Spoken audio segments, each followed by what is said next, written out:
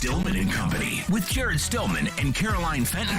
Presented by TriStar Moving on Nashville's best sports talk. ESPN 102.5 and 106.3 The Game. And on the Game Nashville app. Stillman and Company is delivered by TriStar Moving. TriStar Movers 5-star service. We are live from the Hillside Medical Games Studios. We're streaming live on Twitter, Twitch, YouTube, and Facebook Live. Presented by the law offices of Amanda Gentry. Caroline Fenton joined by the suit today. Chase McCabe in for Jared Stillman. Hello. Hello. How we doing, Chaser? Outstanding. Outstanding. Love to hear it. Just like the GM. Just like the GM. Elijah Campbell is with us as well. Elijah, how we doing? Ready to party. Ready to party? Well, let's get into it. I wanted to start here. So I think that one of the more important things just in life to kind of gauge where you are, how successful you can be, what you want to be, where you are, and how you can kind of bridge that gap is self-awareness. I think that's so important in so many elements of everything that you do. For example, if your dream is to go to Harvard, but you don't really like school and you don't really like studying and you're making straight C's, then Harvard probably is not going to be the best place for you. It takes the self-awareness to understand that.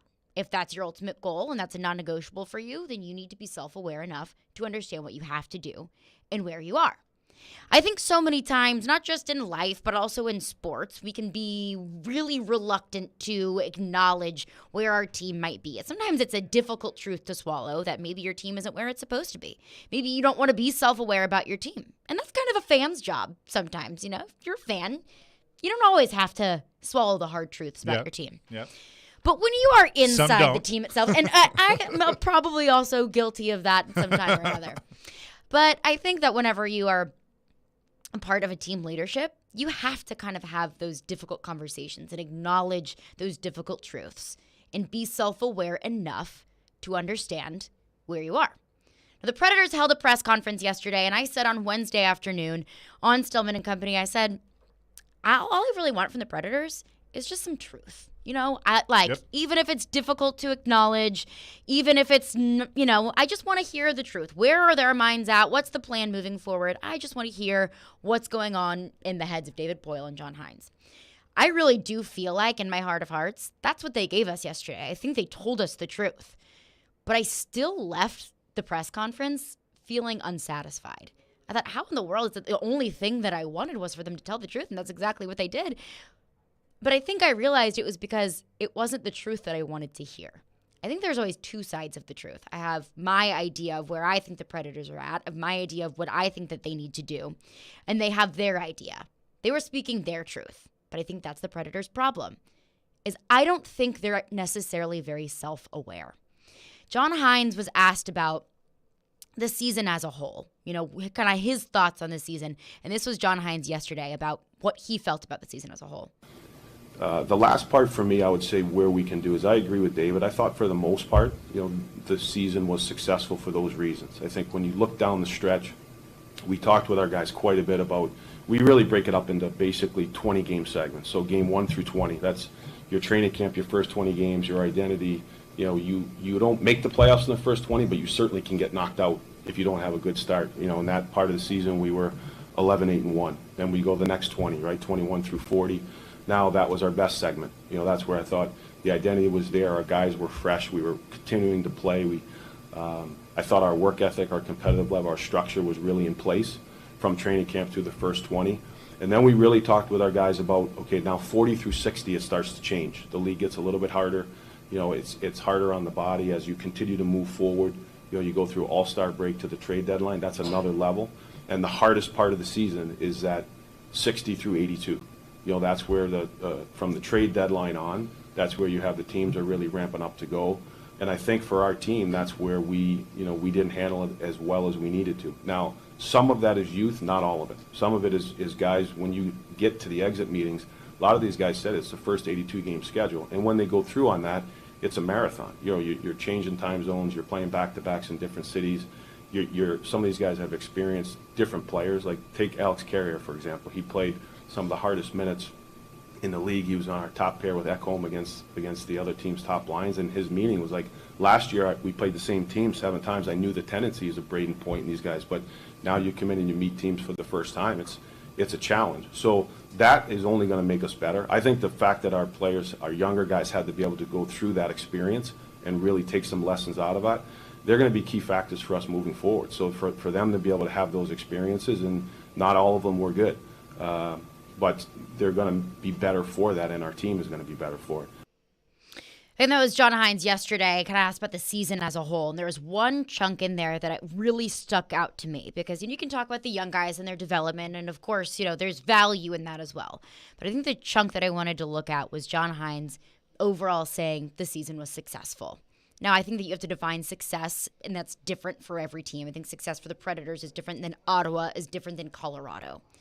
But I don't know if I would necessarily look at this season at a macro perspective, the season as a whole and how it turned out.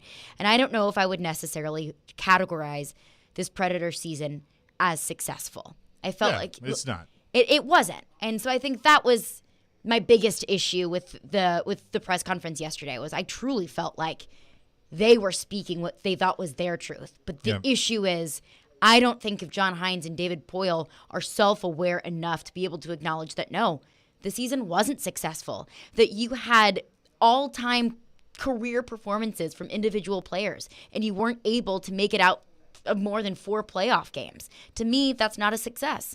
Sure, Philip Forsberg had a successful season. Sure, Matt Duchene had a 4-goal season. You could look at that and call that a success. But when you look at the Predators season as a whole, I couldn't categorize it as successful. So when I heard that word from John Hines, it made me cringe a little bit. And it made me a little bit disappointed because my definition of what the success for the Predators could have been and what they did and called successful, I don't think are equal. Yeah, and I think there's a lot of the fan base that doesn't consider it successful either. And, I'm not going to ignore the fact that they weren't picked to do anything and they did overachieve. And overachieving is great. Like, that's fine. But the fact that you saw this team mid-season and we're all sitting here going, okay, like, not only are they going to make the playoffs, but they're going to be top 3 in the division. I mean, they look like they belong, and they hit a wall. And I know there's a ton of factors there, but Colorado didn't hit a wall. St. Louis didn't hit a wall. Minnesota didn't hit a wall. I mean, you have streaks throughout the course of a season for sure, and you have down points at the course of the season. But I think my takeaway yesterday was I do think they were honest. I mean, I definitely think there was a lot of honesty. I have to give them credit for that. And I have kind of had my thoughts to myself since the season ended of who I blame more.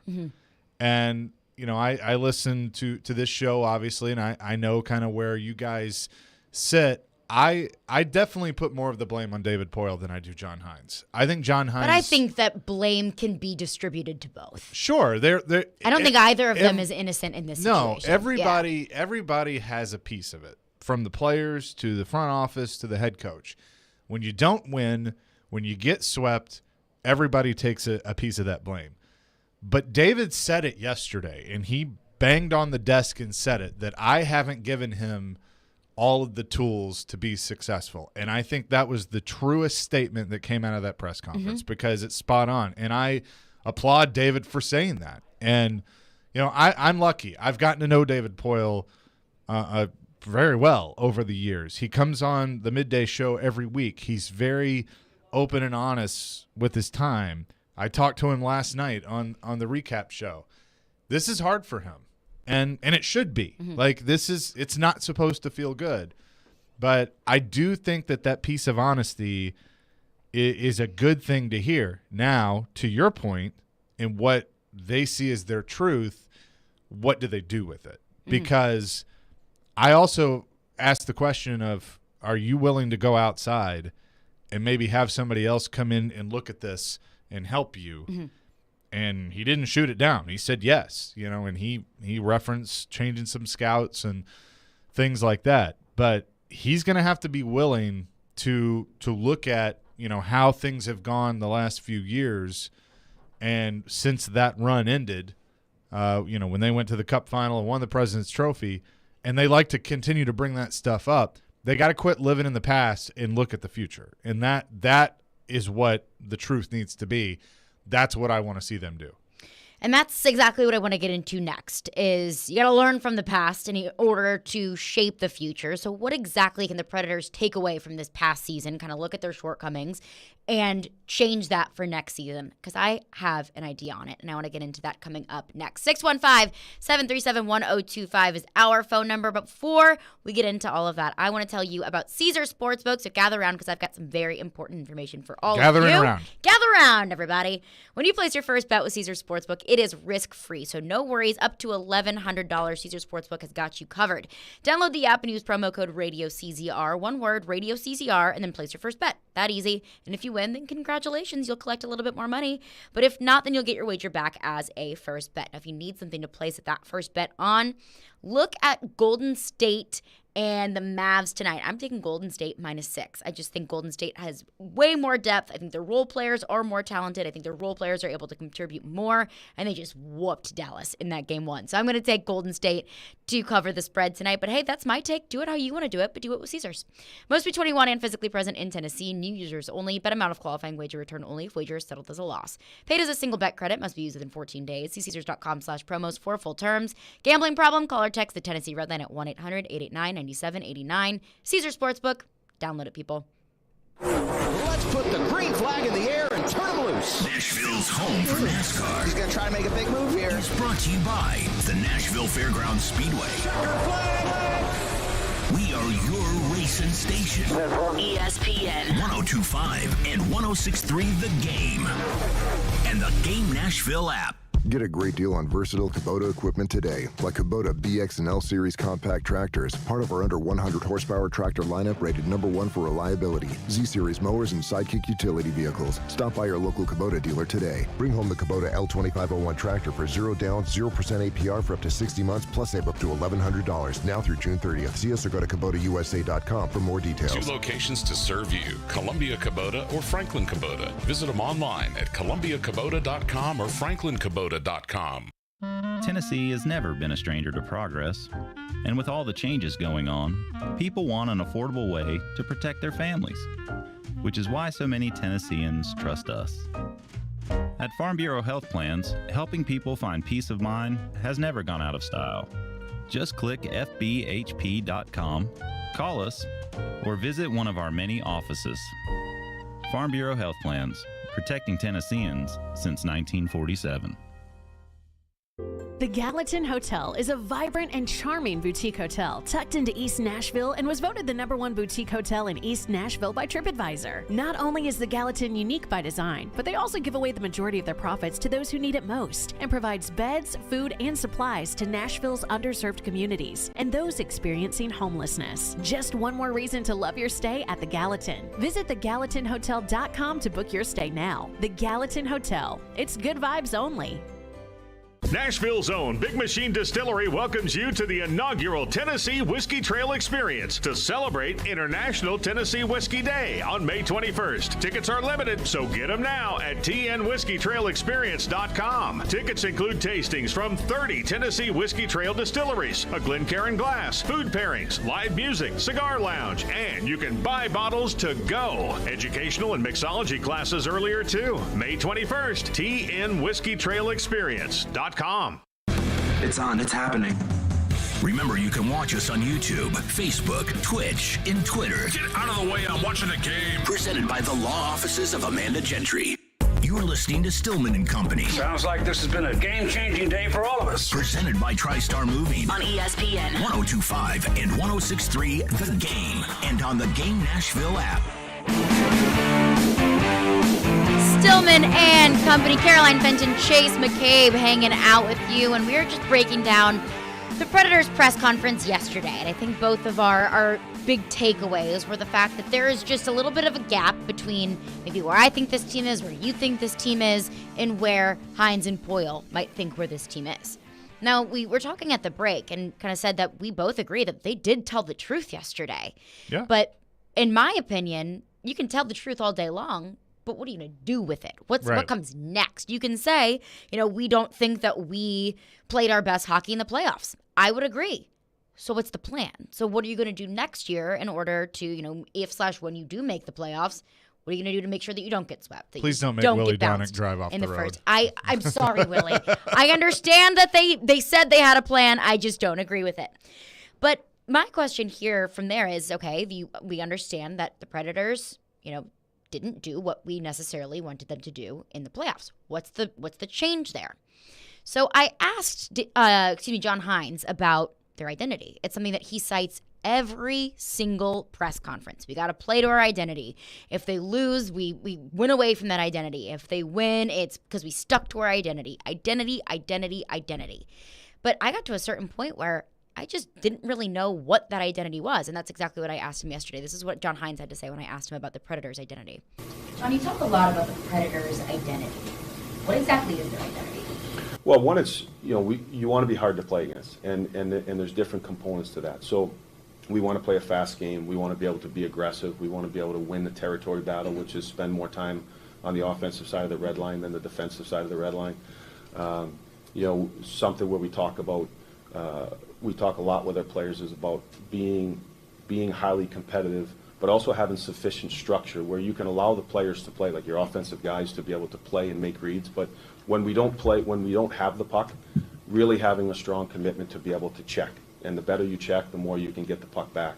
And I think when you look at our team this year, the words that we've described with our guys was we wanted to have a high competitive spirit, number one, and be known for that. We wanted to be able to play a fast attacking game and be able to put teams on their heels, which we were able to do for the most part. And we want to be a team that plays with sufficient structure where we can be on the same page, that checks well, and isn't an easy team to play against from a defensive standpoint. Hard to play against. Aggressive, fast, highly competitive, hard checking, staying in the offensive zone. I completely understand what John Hines wants this team's identity to be.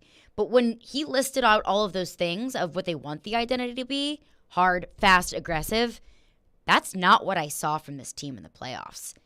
They couldn't outskate Colorado. And earlier in the season, yes, I think they were a very aggressive team. They were a checking team. But once late March, April, and the playoffs came around, I didn't see that anymore. The time when their identity mattered most is the time where I didn't think they were fitting that identity.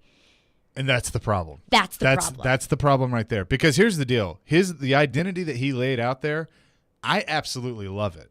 And when I saw it, which is probably midpoint of the season, October was kind of rough. Things were getting on track. November, December, January, parts of February, you saw that identity. Mm-hmm. And it reminded me so much of some of the early Preds teams that didn't have the talent that this one did, the Barry Trotz coach teams.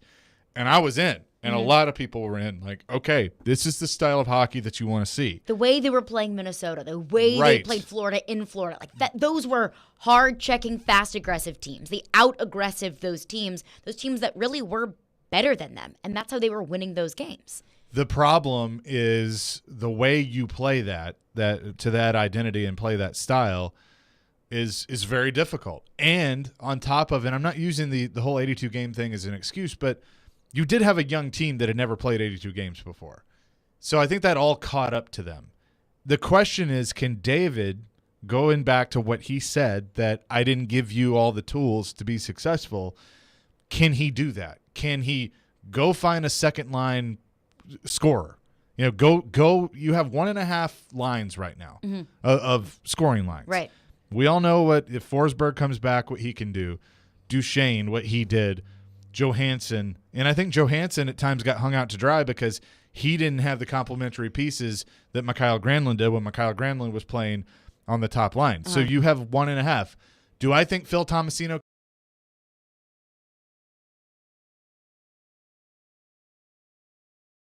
got to go find somebody, and that's a part of it.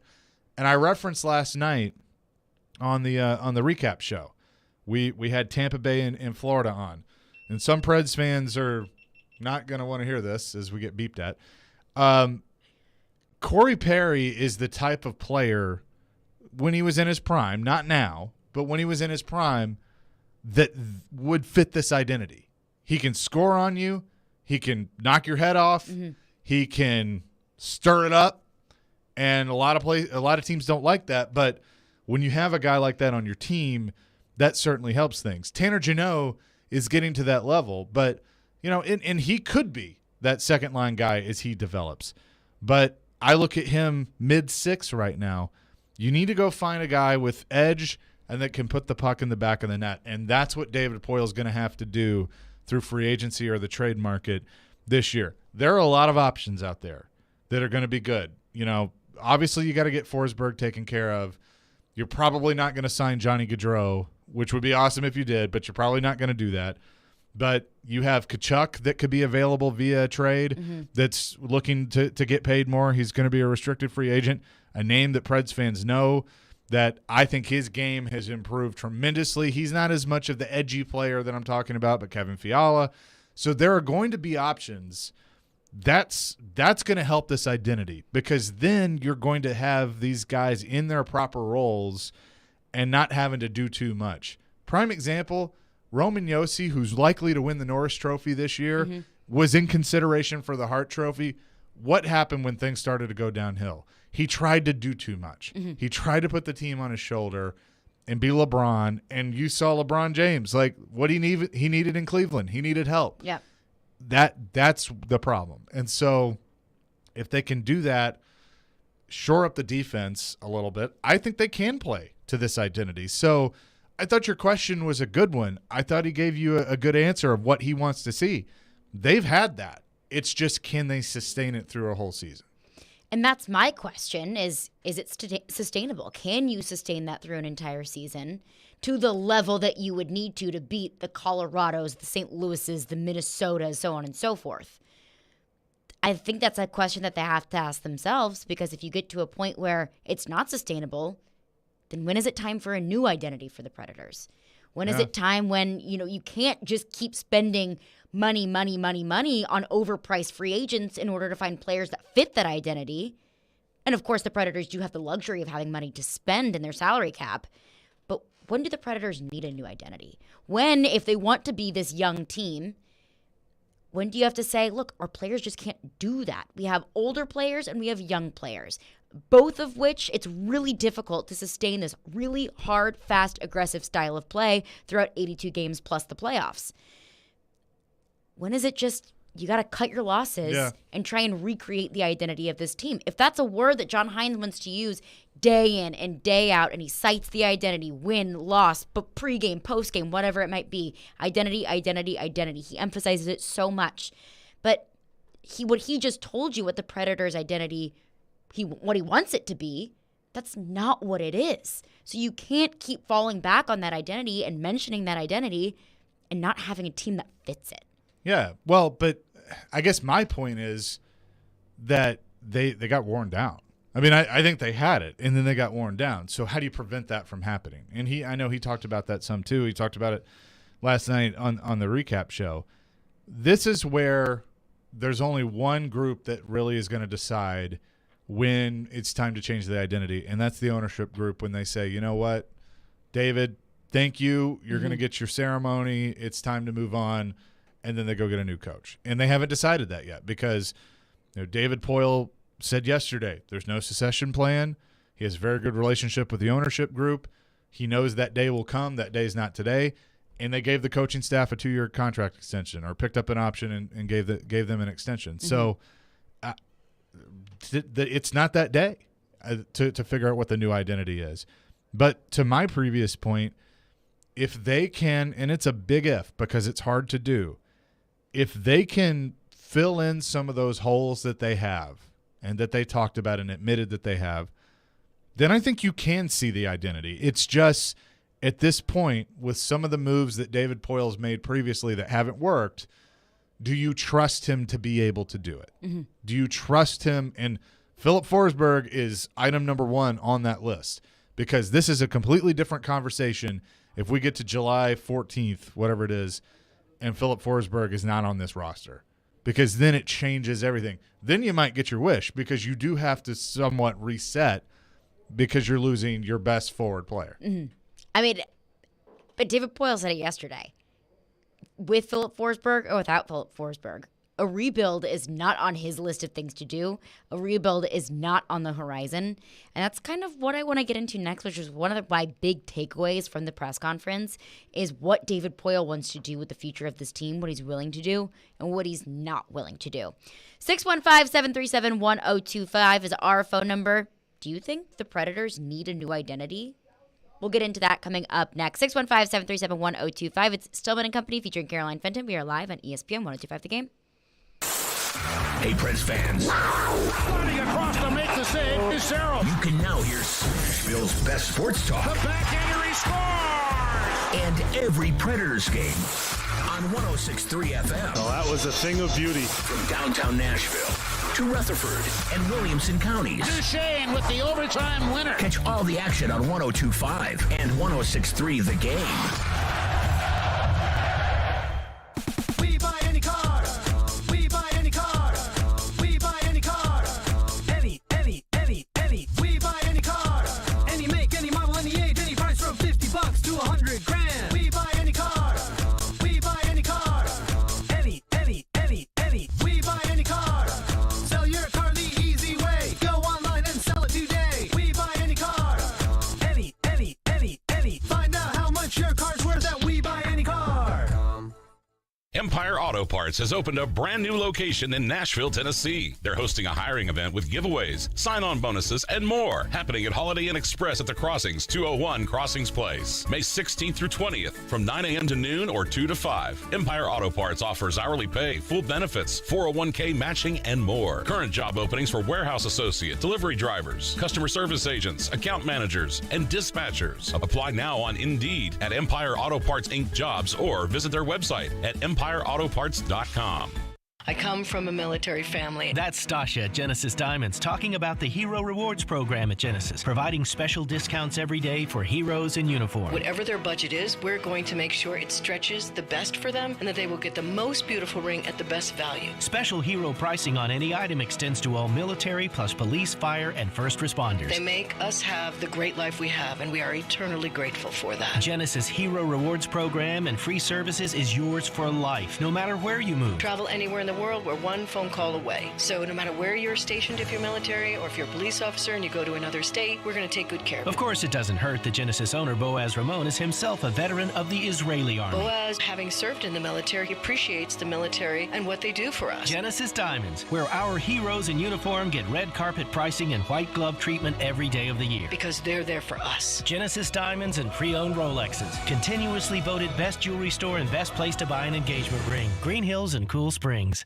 Don't go through another summer with that awful joint pain. Call QC Kinetics now. Willie Donick here. That pain in your back, your knees, your shoulder, it can now be treated with the latest in precision medicine using natural biologic growth factors that can restore and repair damaged tissue. Really exciting stuff. QC Kinetics is the nation's leader in regenerative medicine, giving you access right here to this modern-day joint pain solution. You can get lasting joint pain relief with no drugs, no steroids, no downtime, and no surgery. You may have heard Emmett Smith raving about QC Kinetics. You've read or seen other high-profile people talking about it. Regenerative medicine at QC Kinetics can help you get your life back. So take action now. Get a free consultation. Powerful, effective joint pain treatments with natural biologics are here. So call QC Kinetics now.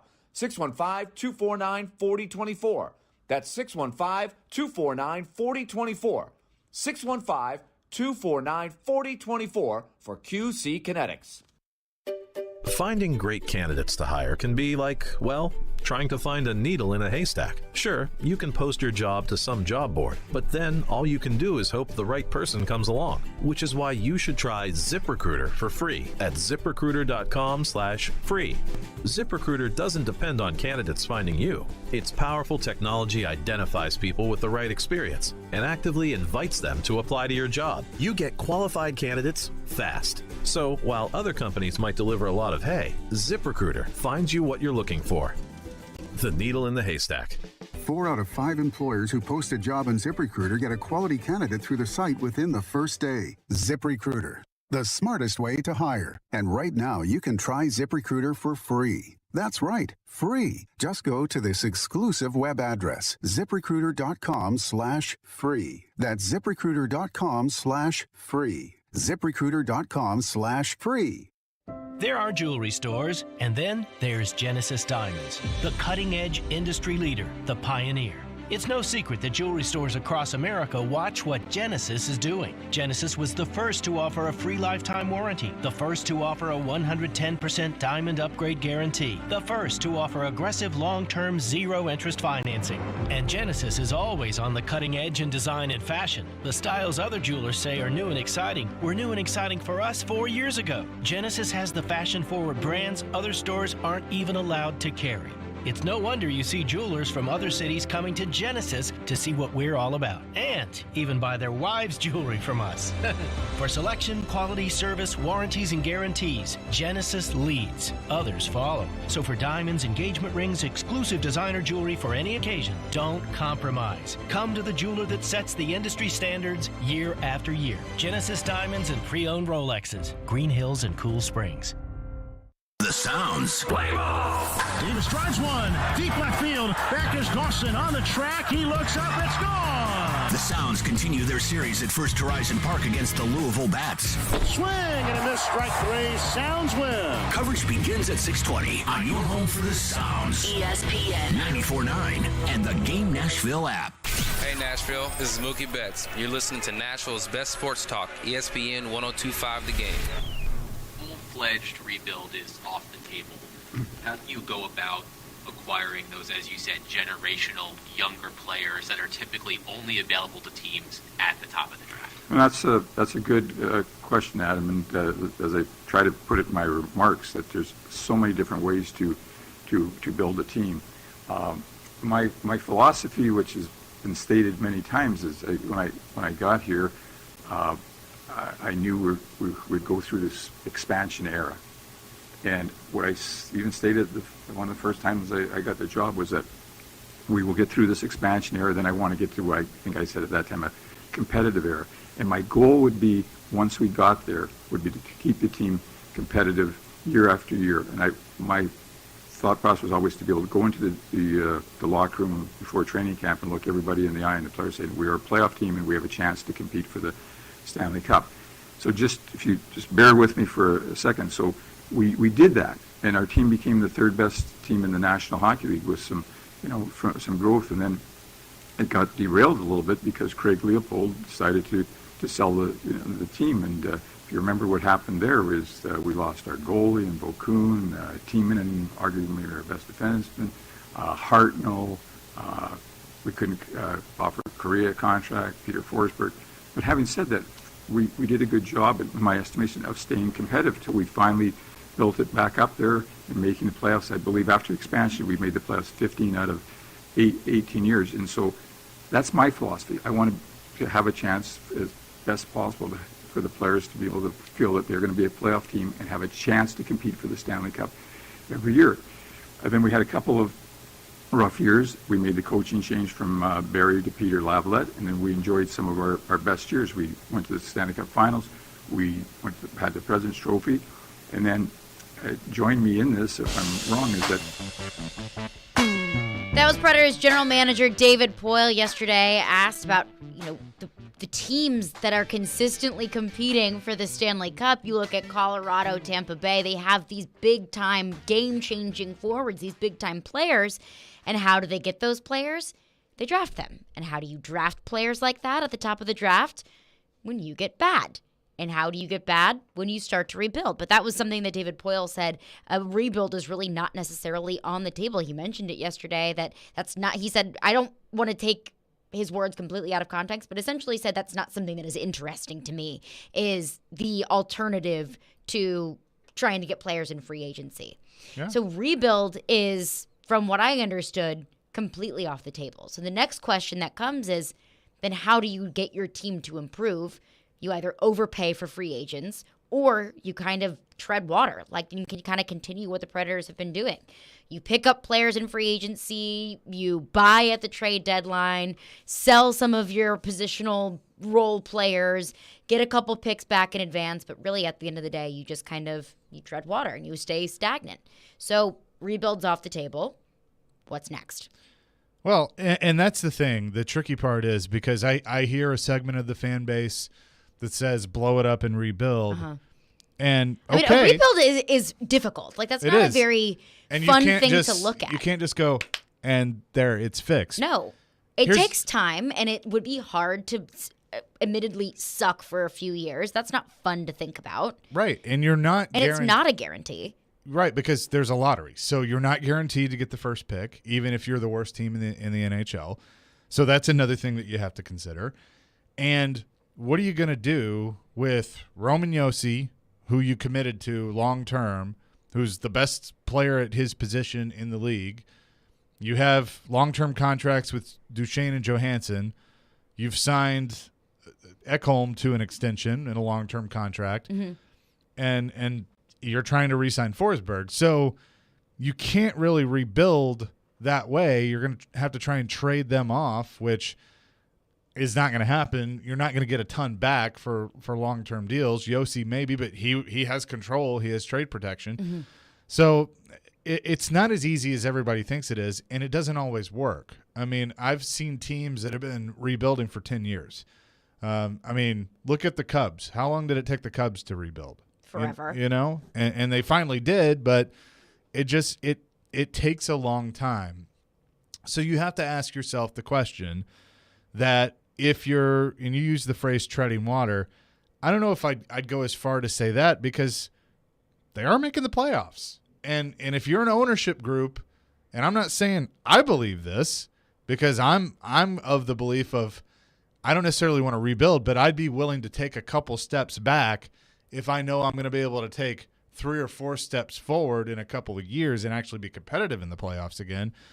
But if it's good enough to just make the playoffs and see what happens, then okay, then that's where you're at. But I think, and that's why I think the fan base is so restless right now, because they feel like that's where it's at, that, hey, we're a playoff team, that's good enough, and that's not what they want. And that's my next point is, at what point are fans just going to get tired of making the playoffs every year and getting bounced in the first round? I mean, it's been a trend over the past 3 years, and I don't blame fans who are unenergized, unenthused about what this team can do in the postseason, because record has shown over the past couple of years they can't get past that first round. So making the playoffs, yeah, that's great. That's great for business. That's great for buzz around town. That's great for the bars and the restaurants on Broadway, getting a playoff crowd attracted to Bridgestone Arena. Making the playoffs is fun. But making the playoffs within the back of your mind, kind of that dread of, we're making the playoffs, but we know that we're going to get beat by a team that really is better, by a team that's going to go on and continue to compete for the Stanley Cup, be a legitimate contender. Yeah, they pretty much admitted which is what Colorado is. Colorado is the yeah. Stanley Cup favorite. They're legitimately competing for the Stanley Cup. So that's so depressing to go into the postseason. The Blues humbled them a little bit last night. We'll see what happens there. And we'll see. Series currently tied 1-1. But I think that's my thing with the Predators is, yeah, making the playoffs is great. But what's next? Making the playoffs is so much more fun when anything can happen. We always say anything can happen in the Stanley Cup playoffs, and that's true to an extent. It's true to an extent of your team is gassed and they're just not bigger, they're not faster, and they're not as talented as the Colorado Avalanche roster. So making the playoffs, yeah, 100%, that should be a goal. But I think the goal for this team should be making the playoffs, then what? And what gets you there. Yeah, and you got to go find those pieces. You got to keep Forsberg, which, listen, I say you got to keep Forsberg. Is he top 10 at his position in the league? No. He had a really good year, but and he's knocked on that door before. He has to do it consistently, and he's injured. Like, he does get injured at least once a year. That's obviously an issue. So that's why it's so important to get him locked into a deal that's favorable for you, so you can go and you can do other things. It's not out of the realm of possibility that they could sign Forsberg, let's say, for $8.5 million in 8 years, and then go out and sign a Johnny Gaudreau for 7 years at probably $9.5, $10 million, something like that. They're not going to do that. I don't foresee that happening. I'm just throwing that out there, but. A Matthew Tkachuk is somebody that's going to be a restricted free agent that they could do something with. Offer sheets don't happen as much anymore as they used to. They could offer sheet him, or they could make a trade. He's a player that I think would fit what John Hines is wanting to do and could make this team better. But that's what they're gonna have to be aggressive. Like, I want to see the David Poile that traded Seth Jones for Ryan Johansson and made everybody go, huh? But it worked. I want to see the David Poile that traded Shea Weber for PK Subban and made me fall out of the chair that Elijah's sitting in. Literally happened. Like Joe Rexrode style. Joe Rexrode style. That's what he's got to get back to. You talk about identity. David Poile's got to refine that identity that he had of being Dylan David. Because the Dylan David could make this work. It's just, can he get back to that? And you mentioned Philip Forsberg and how that's an important part of making the playoffs. I would agree. I don't think Philip Forsberg is the difference between a Stanley Cup competitor, and I don't think that, you re-sign him and then instantly you're better. I mean, you're maintaining the roster that you have, which is great. I think the biggest thing for me with Philip Forsberg is you have to sign him, or else what's the alternative? Bless you. And what's the alternative? You lose him for nothing.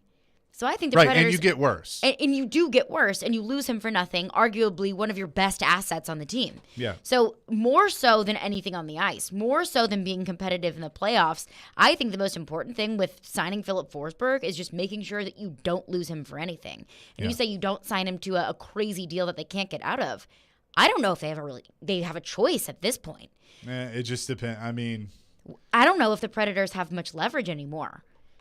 That's the thing, though, Caroline. Like, if he's hell-bent on $10.5 million and full trade protection, if I'm David Poile, I'm not doing it. And you take whatever you're going to get for that. You gambled and you lost. But if that's the deal, he's not worth that. No, and he's that's going to set you back long term. Now, he can also look at it. I'm not going to have to worry about it because he gets this deal done. And I mean, just realistically, David's probably GM for 5-ish years, but not through the rest of an 8-year contract. Right. So, I mean, he could look at it that way. I don't think he does. I really hope he wouldn't. No, I don't think he does. But that's the thing. You have to be smart. And he said it in the press conference that he's had the ability to spend the cap, but last year wasn't the time to do it because of the prices that were out there. And I don't disagree with that. You can spend money, but do it smart. 615-737-1025 is our phone number. We'll get to your phones coming up next. I see your phones lining up, so we will get to your thoughts coming up next on the program. Stillman and Company, Caroline Fenton, Chase McCabe, Elijah Campbell. We're live on ESPN 102.5 The Game. Let's put the green flag in the air and turn them loose. Nashville's home for NASCAR. He's going to try to make a big move here. It's brought to you by the Nashville Super Speedway. We are your racing station. ESPN 102.5 and 106.3 The Game. And the Game Nashville app. From the Fox 17 News Code Red Weather Center. I'm Fox 17 meteorologist Greg Bobus. Near record heat here on our Friday. High temperatures climbing to 93 degrees, mainly sunny, and a little mugginess to go with that. Overnight tonight will stay mainly clear. Low temperatures right near 70 degrees. This weather report brought to you by Hiller Plumbing, Heating, Cooling, and Electrical. Call the Happy Face Truck today. It's watching the top players take the ice. It's hard-fought games that end in victory. It's showing your favorite team to your favorite people. Secure your seats for the 2022-23 Nashville Predators season today to ensure you never miss a game at Bridgestone Arena. Plus, enjoy Nashville locker room discounts, exclusive presale offers, and more. Visit NashvillePredators.com/season tickets. Join the Loyal Legion today and paint the town Preds. That's NashvillePredators.com/season tickets. NashvillePredators.com/season tickets.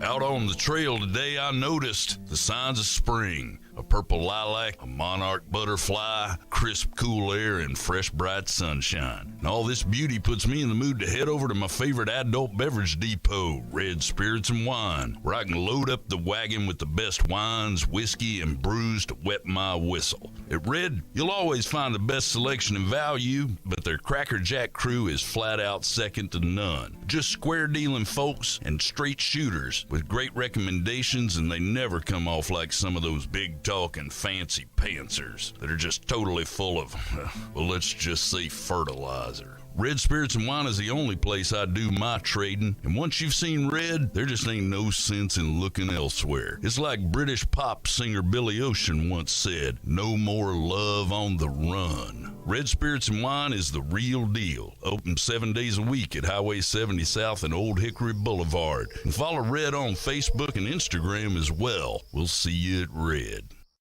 Smokeville Smoke Shop has been serving Hendersonville and Metro Nashville since 2015 and is committed to providing high quality, hands-on, and personable customer service. Stop in the Smokeville Smoke Shops in Hendersonville, Gallatin, Hermitage, and Goodlettsville to try any of their wide selection of locally sourced products and selection of top nationwide brands including vapes, hookah, hand-blown glass, detox systems, e-juices, kratom products, leaf wraps, a dab bar at the Hendersonville location, and much more. Visit Smokeville Smoke Shops today. Sometimes we push those health worries to the back of our minds, way back. But if chest pain, heart racing, or shortness of breath have been bothering you, bring them up front. Call a doctor. It could be a condition like atrial fibrillation. AFib can have other symptoms too and increases stroke risk about 5 times. This is no time to wait. A message from Bristol Myers Squibb and Pfizer. Learn more at notimetowait.com. Darren McFarland. He's cool. He's got a personality, and they make fun of him. Willie Donick. Would this be a fun guy to come to work and hang around with all day? Chase McCabe. They're just like, hey, we need you to play yourself. Darren, Donick, and Chase have you covered weekdays from 10 to 2. Presented by Spring Hill Heating and Cooling on Nashville's best sports talk. ESPN 102.5 and 106.3 The Game and the Game Nashville app. You're listening to Stillman and Company. Presented by TriStar Moving. On ESPN 102.5 and 106.3 The Game. And on the Game Nashville app. Nashville's best deal of the week is Bavarian Beer House at Opry Mills. Bavarian Beer House, Nashville's only authentic German beer hall, is a place full of fun, food, music, and most importantly, beer. So head to thegamenashville.com/deals now to get a $50 gift card for only $25 to Bavarian Beer House while supplies last. I promised the people's phones, so to the phones we will go. To the phones! First and foremost, we've got Dave in Hermitage about the Predators' identity. Hey, yes, I think the Predators have an identity right now. They're a heavy-hitting team, and as I said, right now what's happened is Jeannot and Cunning completely dropped off the map the last month of the season, and Saros got very shaky in goal. But the team basically needs to get another shooter, another offensive player, if they can sign Forsberg, and then hopefully Jeannot will continue with his years last year. But I think the team has a good identity right now, and I don't want them to break up, because how many superstars are out there right now? You never know. 3 years from now, you never know if there's going to even be a player out there that'll be like Dryside or those guys. Yeah. So I think the team needs to keep going the way they're going, but Poyle needs to make some better trades and try to beef up the team. That's what my opinion is. Yeah, thank you for your call, Dave. I would agree that I do think that the team needs more speed, bigger size, better scorers. I would agree with that. But I think one part of that I disagree with is, well, you never know in 3 years who's going to be out there. I totally hear that. I understand that the rebuild or, having one of those top picks in the draft is kind of a scary thing because you don't know the alternative. You're right. You don't know who's going to be at the top of the draft or who's going to be available or what your draft pick will be. But I always subscribe to the school of thought of, do you want to gamble? Because you can gamble and it could get worse. And that sucks. But that's also what you get with gambling. Been there. Yeah, been there too many times. The other side of that is, though, you cash in and it pays off. And then your other option is to stay put, is to not gamble. But then you know what your results are going to be. Right. I think the same thing with Ryan Tannehill. Whenever we were talking about, is Tannehill the starting quarterback or do they want to look elsewhere? So many fans told me, I don't want to look elsewhere because who's better than Tannehill? Well, I don't know. I mean, there's plenty of quarterbacks out there that are worse than Tannehill. But what if you find a quarterback that's better? Right. That's the gamble. With Tannehill, you know what you're going to get. With a team that's currently constructed right now, you kind of know what you're going to get. But the gamble, it could go one way or another. One way is really scary, but the other way pays off a lot. And I think that, I said you got to be smart with the money, but there's a difference in being smart and then the phrase safe money don't make money. And I agree. You do have to be aggressive, and that's why I say get back to Deal and David. Yeah. Dave brought up Luke Cunnin. Cunnin, he didn't fall off the last part of the season. He was never there. No. Cunnin just has not worked. And my guess is, I don't know what's going to happen there. He's a restricted free agent. My guess is they move on, and they should. He's not a second-line guy. He's not a top six.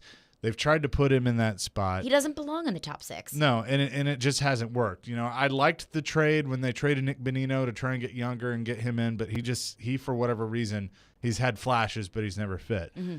Jano, I think he's going to be okay because, as I mentioned, he hit the proverbial rookie wall. Mm-hmm. Never playing in 82 games before, and I think that's all conditioning and things that I'm sure the coaches have given him to work on. So I'm not as concerned there, but it goes back to what I said earlier in the show, though. I mean, I do think they have the identity. It's just, do they have the horses to keep that up through a full season and then into the playoffs? And that's the biggest question here. And if you don't, then that's when you have to reevaluate your identity. Because, Right. I mean, a hard-checking, fast, big team, yeah, that can win you games. But for how long? And can it carry you through the playoffs? And do you have a team that can get you there? That's the biggest question.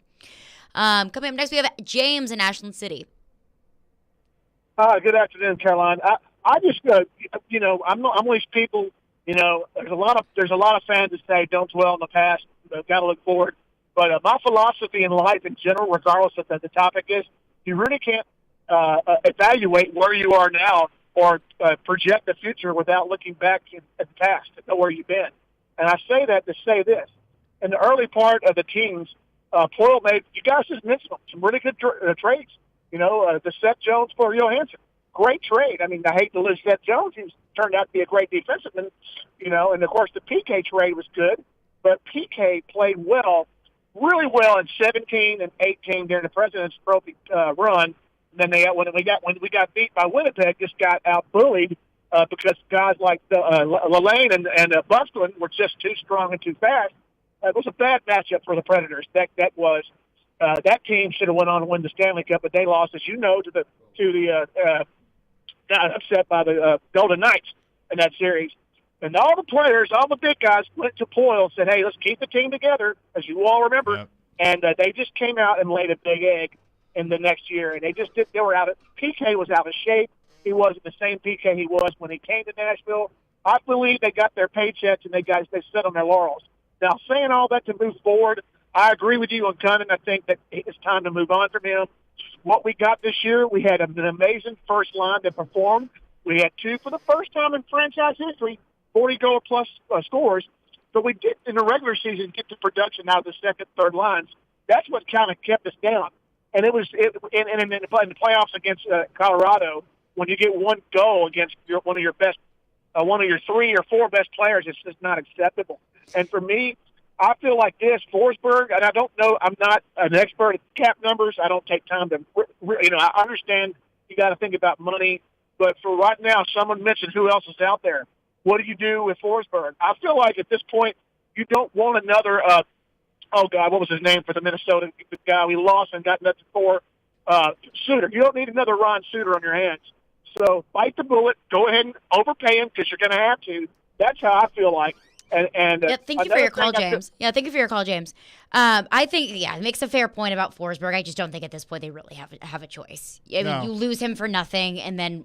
But I'm not 100% convinced either way on him. Like But I think they're past that point of having the privilege of being able to decide, what is he going to be in the future? Because I think you need to make that decision before the trade deadline. You made a good point a few minutes ago of, thinking. I think the hardest part of being a general manager is you do have to think 3 years down the road. And then at the same time, you can't think 3 years down the road. Right. You kind of have to find that balance. But that's where the Forsberg thing kind of makes this whole offseason, whatever it's going to be. It's going to decide what the offseason is going to be. So, he went through all the accomplishments in the past. They cashed out on PK. Mm-hmm. Like, that was the thing. Montreal had signed PK to the contract. They got 2 really good years out of him. You could definitely tell in the 3rd year that he was going the wrong direction. And what did he do in the offseason? He cashed out. He got a team to take the contract. And that was a good trade. Yeah. It didn't matter necessarily what you got in return. You got rid of that money.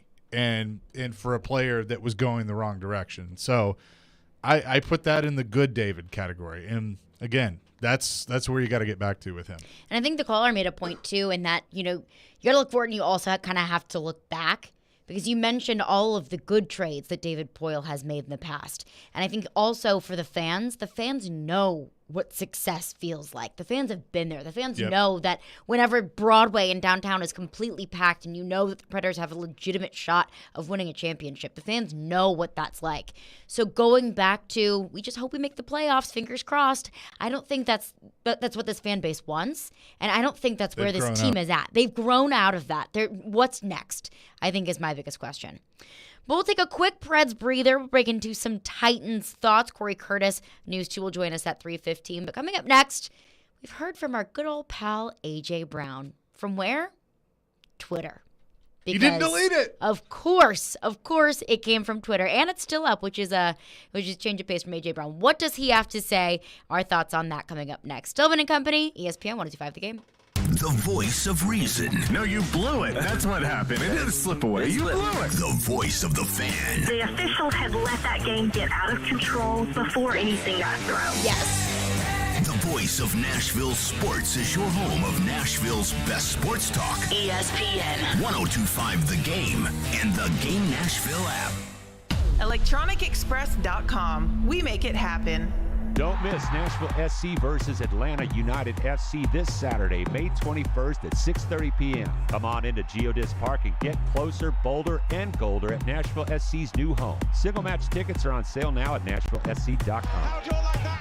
This segment of ESPN 102.5 The Game is brought to you by Train Heating and Cooling Systems. Tested, retested, engineered, and re-engineered to keep up with you. We run together. Visit traininfo.com to find your local independent train dealer. Traininfo.com. It's hard to stop a train.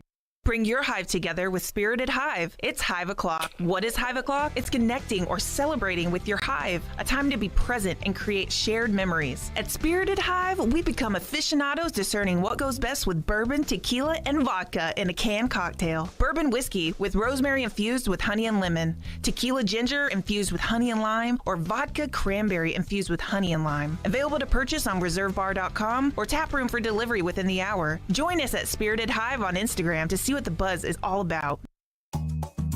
Realizing Geico has over 85 years of experience saving folks money and providing great customer service is like realizing there's a crumb tray on the bottom of your toaster, and you don't have to keep turning the toaster upside down to clean it. How long has that been there? Hey, who needs some croutons? It's something that's been right there in front of you all along, like the dedicated Geico claims team available to you in the event of an accident to get you back on the road quickly, or realizing that baby carrots are just regular carrots that have been shaved down. I don't care. They're still cute. It's something you can't believe you never realized before. Like how Geico's 97% customer satisfaction rating means Geico is committed to providing the best service for their customers. Or how you can peel the top layer of tape off a lint roller and there's a fresh layer underneath. Marcy, wait till you hear about the lint roller. You mean how the handle is reusable? Wait, what? Trust. It's just one of the many reasons to switch to Geico. They're all right there in front of you. You know it's going to happen, and when your car needs service or repair, remember Mitchell's Mr. Transmission on Gallatin Road, just north of Briley Parkway. Now here's Jim Mitchell. At Mitchell's Mr. Transmission, we also offer free towing with any major repairs. If your vehicle has a breakdown and you should need any type towing is available through Dad's Towing Service. Dad's is a professional towing company in Nashville that provides all types of towing and recovery, 24 hours a day. You know it's going to happen, and when your car needs service or repair, remember Mitchell's Mr. Transmission on Gallatin Road, just north of Briley Parkway. Hey, honey. Hey, Mom. How did Jordan's interview go? I'm not sure. Your brother isn't home yet. Oh, one sec. Someone's at the door.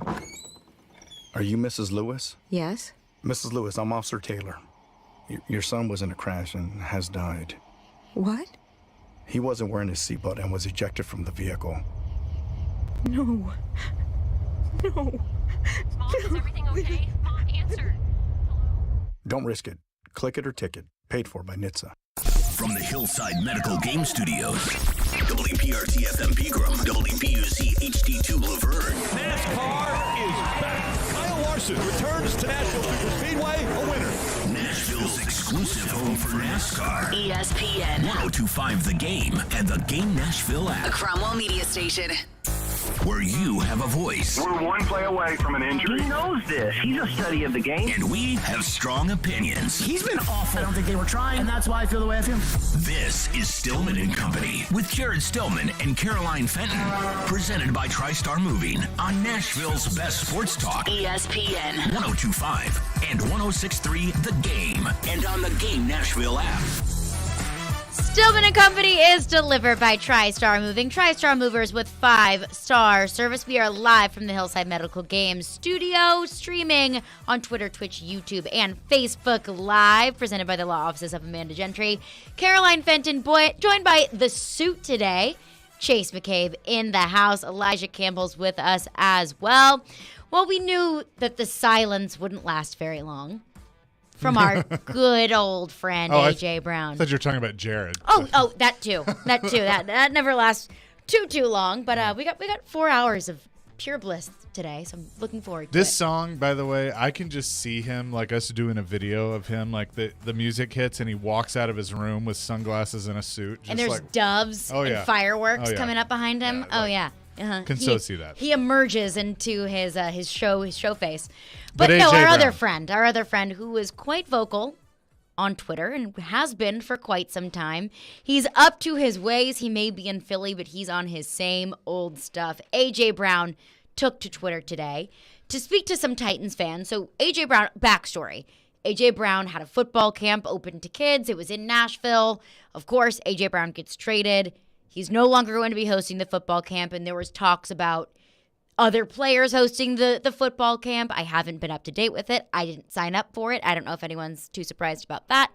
But clearly, that would have been awesome. I'll lace my cleats up, get out there. I don't know. Bunch of I've still got 4 years of eligibility Caroline. left. Yeah, who may probably be taller than me. But the football camp, I'm assuming they didn't find anyone to fill the spot. It's probably up in the air. And Jace, your theatrical reading of our good old friend A.J. Brown's tweet today. Yes. I'm either going to offend people or make them laugh. We'll see. That's all right. That's what most jokes are. The tweet, this is how it reads. I'm so sorry I let down your kids and many others, but I will not put myself in a place where my peace is going to be threatened by adults who feel away because I was traded. I'm every bad word it is for taking care of my family. If you're not aware, just look on social media. I'm a man first, and I will always do what I feel is right for me and my family. People are upset, and that's fine. But it's not that serious when it comes to me. People can disrespect me on social media, and that's fine, but being disrespectful to my face is a whole another thing that I'm not tolerating on any level. So forgive me for not putting myself in a place where my peace could be threatened, because if something happens and I react, I'm the one who has everything to lose and not willing to risk my peace, my family, or my job. I would love to make everyone's children's day, but not if I'm putting my own at risk. Please don't say nothing is going to happen, because nobody knows that. I'm sure someone will still have a problem with this, and that's fine as well. If you can't understand that, then it's because you don't want to. Take care. Love. Just love. A.J. Brown. Just love. While the boat sinks in the background. Oh, my goodness. Another doozy from our friend A.J. Brown.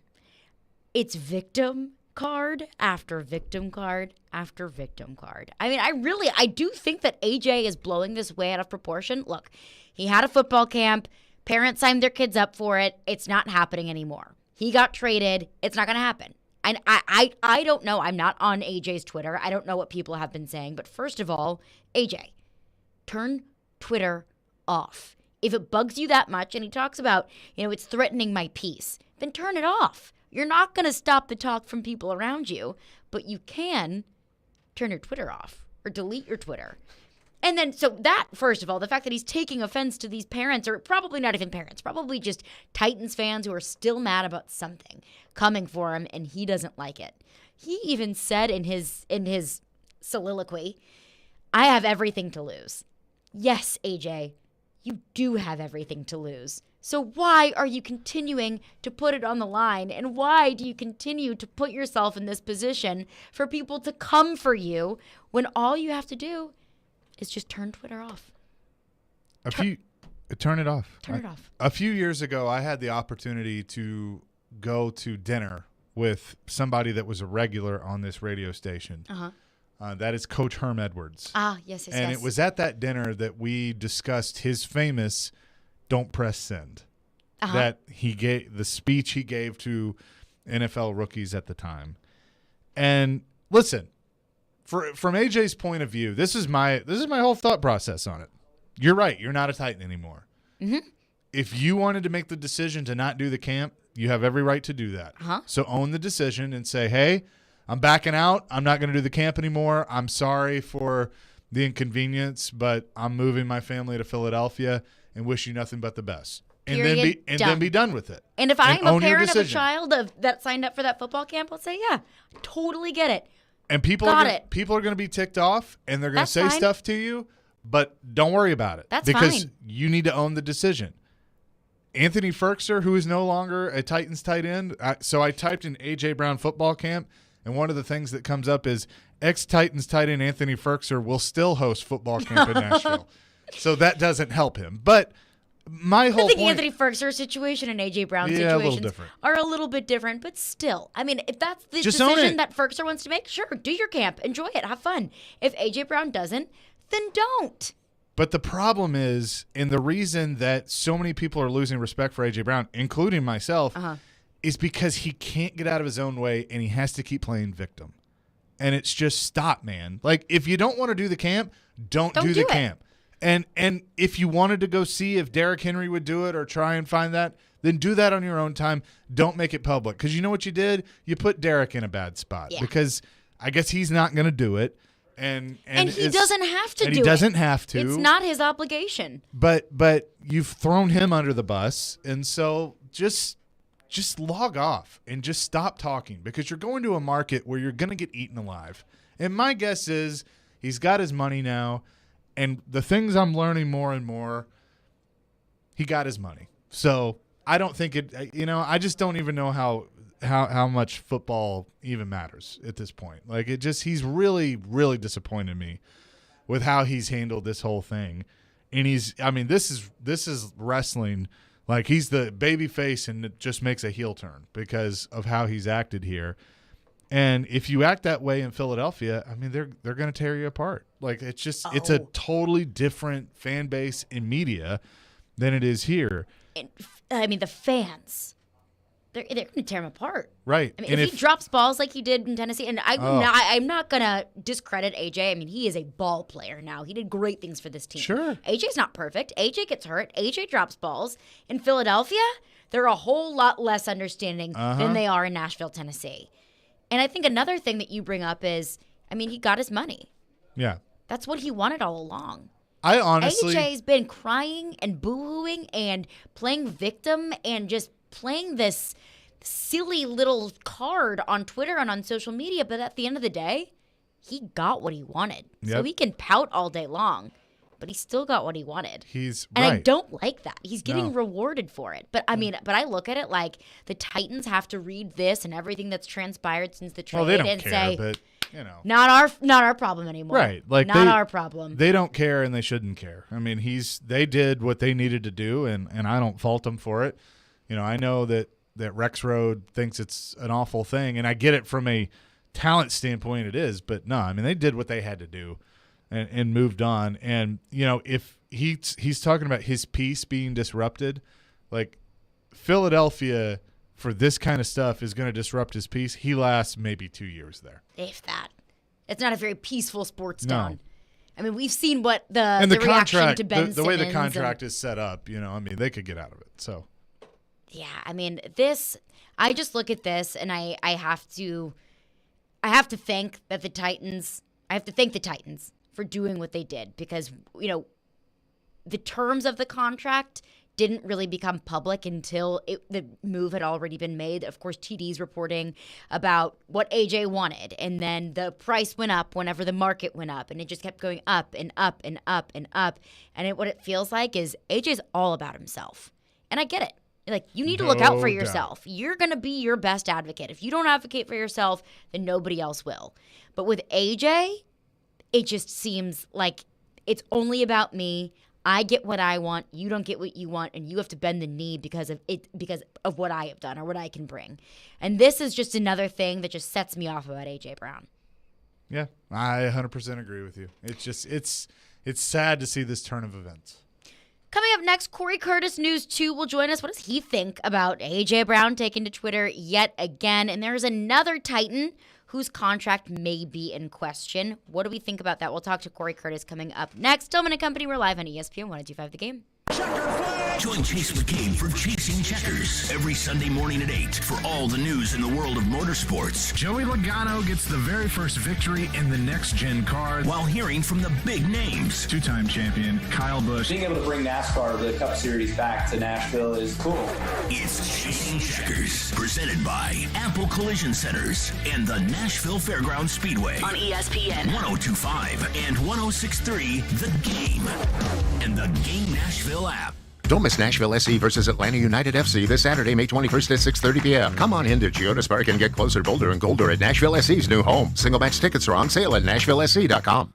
From elegant to contemporary, Social Furniture has it all. And right now, get no interest financing on any purchase through Memorial Day. Save hundreds, even thousands, on top brand name bedroom suites, living room and dining sets. Thousands of combinations in stock, ready for immediate delivery. All colors and styles are designer brand names, such as Woodhouse, Sealy, Serta, Kincaid, Bernhardt, Stearns & Foster, and Bassett. Shop local, shop social. Social Furniture opens 7 days a week on the west side, on Charlotte Avenue in the Richland Creek Shopping Center.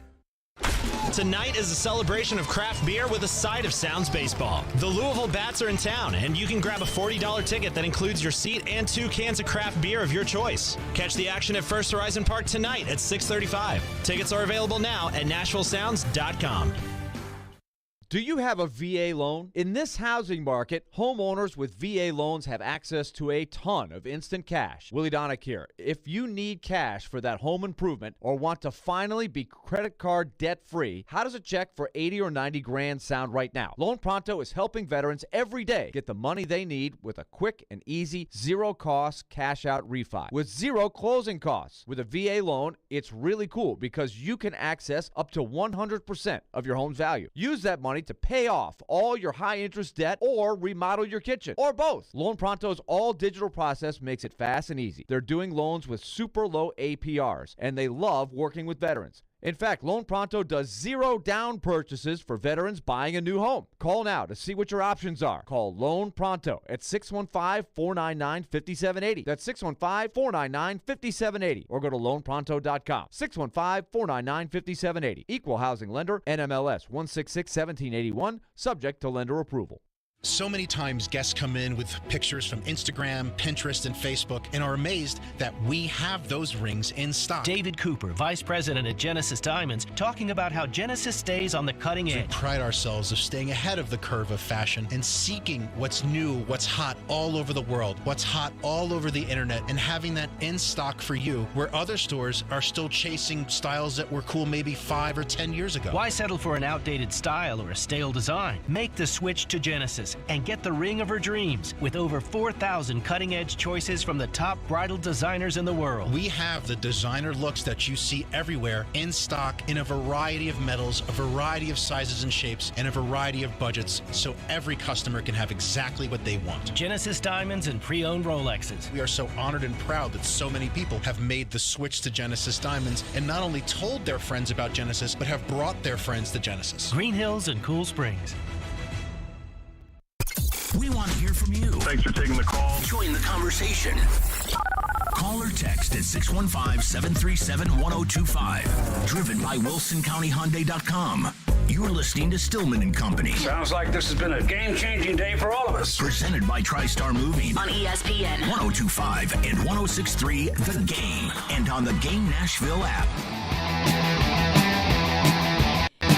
Stillman and Company. Corey Curtis joins the show now. Now, Corey, first question for you. You're talking about A.J. Brown taking to Twitter yet again. Oh, gosh. Playing victim yet again. It is actually still He left it up. It is still up. Basically, in a nutshell, talking about how he's canceling his camp and how people are ruining his peace, and he's doing what's best for him and his family because people can't respect that he got traded, so on and so forth. Corey, I said that, this is just another reason, at least in my mind, that I'm glad that the Titans are just free of the drama, free of the victim card, and first and foremost, free of the price tag that A.J. Brown was asking for. Your thoughts on A.J. Brown just taking to Twitter yet again and airing his grievances with the Titans fan base? Now, did he cancel the Starkville camp or the one at NBA? It's the one here that he's talking about, that he doesn't want to. Well, he's afraid of what he will do if somebody confronts him or something. Well, you could be a grown man. That's what you could do. And you could understand that we're in an era where people follow players sometimes more closely than they follow teams. How many people go with LeBron from team to team? How many people, one of our best friends went with Favre in the divorce in Green Bay, and he's no longer a Packers fan because he went with Favre. Listen, trading is a reality in the NFL. There's a camp with Anthony Ferkser down at D1 here in a couple weeks. Last I saw, he's an Atlanta Falcon, and he didn't cancel his camp.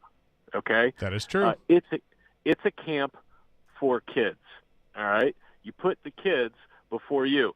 It's a great way to come back to Nashville one last time and say, yeah, I'm really going to miss it here. I know it didn't go down necessarily the best way possible for everybody, but I had a great 3 years here. I'm looking forward to my time in Philadelphia, and what a great way for me to say goodbye. With these kids here, you can turn negative into a positive. And by the way, when you force the trade, you set yourself up for this. And he pulled out of that camp really fast. Like he knew that's what he was going to do. I know you got traded, and if he'd gotten somebody else to take his place, I guess that's okay. It's for kids, right? Be bigger than that. I don't know. Corey Curtis joins us, presented by Smokeville Smoke Shop. Now, Corey, another Titan whose contract could potentially be up in the air. So we saw a report by CBS Sports a couple of days ago. The Titans interested, thinking about extending Derrick Henry's contract. Now, that to me doesn't seem like it makes a whole lot of sense. In my mind, it makes me think Derrick Henry is unhappy with his contract. Do you think that Derrick Henry is unhappy with his contract? And if so, what's the Titans' next move? I don't know if he's happy or unhappy at all. Because, look, we all know he didn't get premium dollars. He got paid. There's no crime. He got $50 million. But, he didn't get premium dollars. I think he might be concerned about his future, and rightfully so. He's coming off a significant foot injury, and, after this year, the Titans can save $12 million by cutting him. And look, how did Taylor Lewan sound all season long for the Titans? Like he was begging to stay, talking about how important this team was to him and understanding where he was in the structure of his contract, that, it was going to be him or Saffold. He could see the writing on the wall, and I don't think Derrick's a fool. I think Derrick understands, what his contract says. And I know people are like, you'd be crazy to cut Derrick Henry. Well, what if Derrick doesn't have the year that everybody thinks he's going to have? Then he'll be gone. And he won't get the $12.5 million in base salary that he's due next season. And if he has a down year, then he likely won't get it on the open market either. So he's probably just trying to set himself up to where, this isn't a prove-it year for him. If that's the case, if he wants a new deal, that he doesn't want to go into this year feeling like this is make or break. I got to do this or I'm gone. I've done too much for this team to be in that spot. But that's the NFL today. That's kind of the way it is. As for the Titans, if you think he's in your future beyond 2 years, you can lower your cap number one. You can create some space. If you want to sign a Will Fuller or a player like that, you can get yourself some space by adding a year or 2 years and spreading it out, and still creating a scenario where you can cut him, in 2 years, just not in 1 year, like John Hines. He's got 2 years instead of 1 year. It's not going to break the bank, and so I think it can make sense for both sides. We haven't heard from Derrick. I think it was just Jeremy Fowler from ESPN who reported this, that the Titans would be open to discussing it. So, maybe they'd be open to discussing it because they'd like the cap space. I don't know. It just seems like to me, if the Titans would be, it doesn't seem like a move that would make sense for the Titans to be open to doing. It would make me think that this is the perfect scenario for the Titans with Derrick Henry. You got 2 years left, and then he's a UFA. You can figure out what he is post-injury in 2022, and then kind of make your decision on from there. He'll be 31 years old. So, his market is not going to, regardless of how good he is at 31 years old, he's not going to get a pay increase. No matter where he goes, if he stays or he goes, he's going to get a decrease at that point. So just based on his age and the number of carries. So, I think for the Titans, if you're going to extend him, you have to know that his value goes down. And telling a player that their value goes down doesn't usually go very well. So that would be interesting to see how that, in fact, would go at that point, because you're talking about, like I said, being 31 years old. And so, for me, the only way for the Titans it makes sense is if you want to create space. That's it. Corey Curtis is with us from News 2. Why do you think, though, that because the team's not going to bring this up, this is always the player that, if they're under contract, the player is the one that's going to want more money or want the contract extension. Why now? I don't view the drafting of Hassan Haskins as a threat by any means to Derrick Henry. I like the draft pick, but it's kind of curious to me of why this is coming up right now today. Well, I think it's what I just talked about a second ago, where he knows that he's on the chopping block after this season, and he doesn't want to be. These guys have learned, yes, the big number when they sign is the happy number. AJ gets 4 years and $100 million. Have you seen the last year of that contract? It's like 30-something million in base salary. He's never going to see that. Mm-hmm. He's never going to see that. It'll be reconstructed or something, but they're not going to pay him 30-something million in base salary. That'll take up over 10% of their cap just on that alone. And so, he understands where he's at in his contract. So if you're saying why is he bringing it up? Because he wants to be a Titan and he wants to get paid more than one more year. And he understands how the cap works, and he's been in the business for a while. He just saw Roger Saffold get shown the door. He's seen other guys get shown the door because of the cap, and he understands that $3 million dead number next year is one that saves the Titans $12.5 million. Do you think he's holding out? No, he has worked off on his own virtually his whole career, so I don't believe he's holding out. But I don't know. He could be, but Derrick's always been a guy who doesn't say a lot, certainly doesn't tweet a lot, so it's tough to read. You weren't here yet, Caroline Chase. I believe you were when it was like year 2, and he didn't show up for OTAs. And people weren't real happy with him, and they thought he was trying to send the message that he wasn't happy about being number 2 to DeMarco Murray. When he was saying all he was trying to do was get his degree, which was something he promised his grandmother. So, we read into stuff, and rightfully so, when we don't have answers to it. We have to read into it. But the only reason we might think he's holding out is based on this report, which doesn't really quote anybody except to say the Titans might be interested in being open to it. So, I don't know. I mean, one of the interesting things about last year is look, Derrick Henry is a great football player. There's no doubt about it. I'm not trying to diminish this. But we saw last year the Titans' offense was much more A.J. dependent than it was Derrick dependent, okay? Making plays in the passing game. They could replace much of what Derrick did, giving the ball to other people, with Dante Foreman and with Dalton Hilliard. They weren't Derrick Henry, but they were pretty productive, certainly more productive than the guys backing up A.J. Brown. And so, that might be part of what he saw as well and part of what his concern is. Corey Curtis is with us. Corey Curtis, presented by Smokeville Smoke Shop.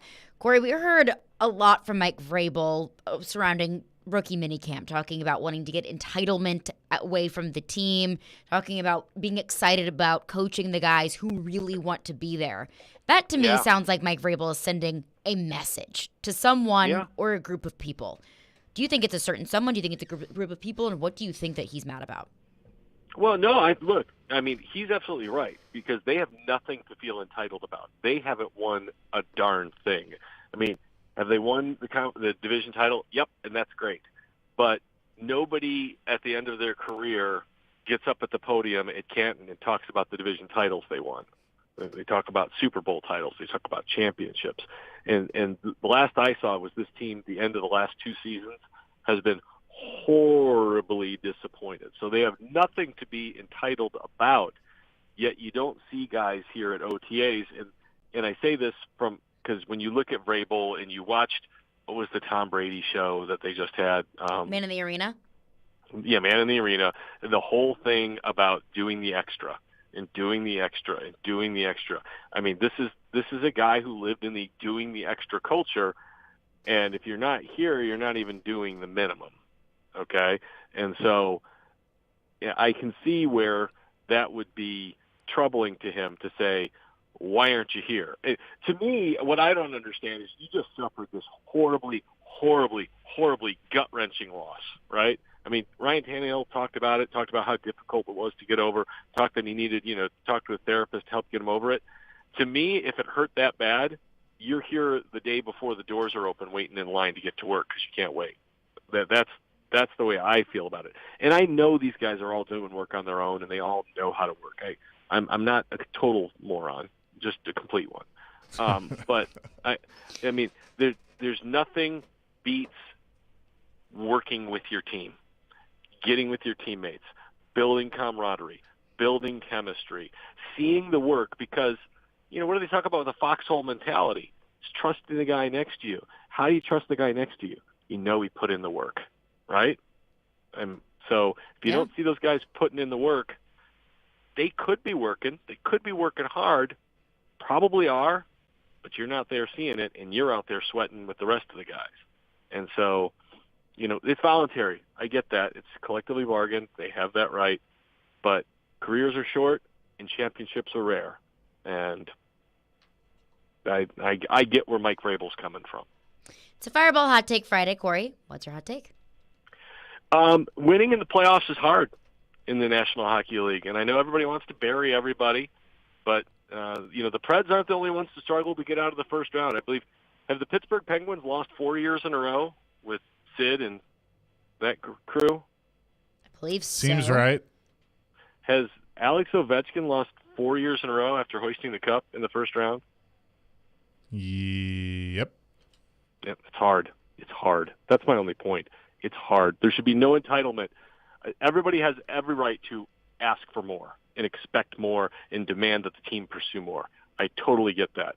But they also need to understand it's hard. It's just hard. Corey, thanks for joining us. We appreciate you. We'll see you next week. It was great talking to you guys. What did Great Jared talking do to with get you. put in radio jail? He just decided to take a day off, and I said I could use some peace and quiet, so go ahead. He's playing hooky today, and I said, by all means, play all the hooky you want. Code for suspended for upsetting someone. Got it. No. See you, Corey. I appreciate you, Corey. We'll see you next week. Corey Curtis, News 2, joining us, presented by Smokeville Smoke Shop. Now, we talk about Derrick Henry, and I think what Derrick Henry will be in this 2022 season, I don't know, you don't know, and I don't think anyone knows. And there are some difference of opinions, at least from the national talking heads, about what Derrick Henry can be in the 2022 season. I want to break down just the two sides of the dichotomy of Derrick Henry. We'll get into that coming up next. Stillman & Company, Caroline Fenton, Chase McCabe, ESPN 102.5 The Game. Hey, this is Roman Yossi, and this is Nashville. Going to the front of the net, he scores. What a gorgeous move. Roman Yossi. You're listening to the flagship of the Nashville Predators radio network, ESPN 102.5 The Game. Willie Donick here for Pella Windows and Doors of Nashville. Proud to announce that they have won the Top Gun Award for the best Pella sales organization in the U.S. They have the best culture, best customer satisfaction, and best growth in the business. To celebrate, Pella is offering their amazingly affordable products at 0% financing with no payments for 12 months. Do you need new doors or windows? I suggest you shop with Nashville's Pella experts at Pella Windows and Doors of Nashville. Go to PellaofNashville.com. Realizing Geico's great service and licensed agents are available at your fingertips is like realizing the plastic piece that comes with your pizza isn't a tiny doll table. It's to keep the box from touching the pizza. Hey, the pizza's stuck to the box. Where's that little plastic thing? Dolly needed it for her tea party. It's something that's been right there in front of you all along, like the dedicated Geico claims team available to you in the event of an accident to get you back on the road quickly, or how your smartphone charges faster when you put it on airplane mode. Wow, what if I put it on rocket mode? It's something you can't believe you never realized before, like how Geico's industry-leading app lets you pay your bill, file a claim, manage your policy, or summon help when you need it. Or how those holes in your shower caddy are there so you can store your shampoo bottles upside down. Showers happen fast when you're not waiting on shampoo. Great service. It's just one of the many reasons to switch to Geico. They're all right there in front of you. You purchased a fine European automobile because of the amazing drivability and great looks. Then someone slid into you during a rainstorm. European Collision Repair is Nashville's premier location for collision repairs. Their state-of-the-art facility is certified by 30 vehicle manufacturers. The best part is their customer service, and they can provide an estimate simply by you sending in a photo of your damage. If you have a fine European automobile, have the repairs done at European Collision Repair. Go to EuropeanCollisionRepair.com. Hey, it's Chase McCabe here to tell you about Dr. Kelly Rice Family Cosmetic and Dental Sleep Medicine. Dr. Rice, listen, we all have cavities, but what's the best way to try and keep them from happening? Cavities are like any other health condition. You don't really know you have one until it gets bad. Recently, I saw a patient for treatment that they had been putting off. Something that could have been simple to fix 6 months ago turned out to need a root canal and a crown. Postponing treatment costs more and takes time away from work. Nobody wants a root canal, so you're right. Regular checkups are very important. Well, we do things differently. I want to let people know that if they're afraid of pain or worried about the cost, they are not alone. Don't be embarrassed. We understand. Give us a call at 615-373-4488. That's KellyERice.com. Dr. Kelly Rice Family Cosmetic and Dental Sleep Medicine. If you don't have dental insurance, no problem. Be sure to join their membership club. Just visit KellyERice.com or call 615-373-4488 now to schedule your cleaning and checkup. You'll certainly be glad you did.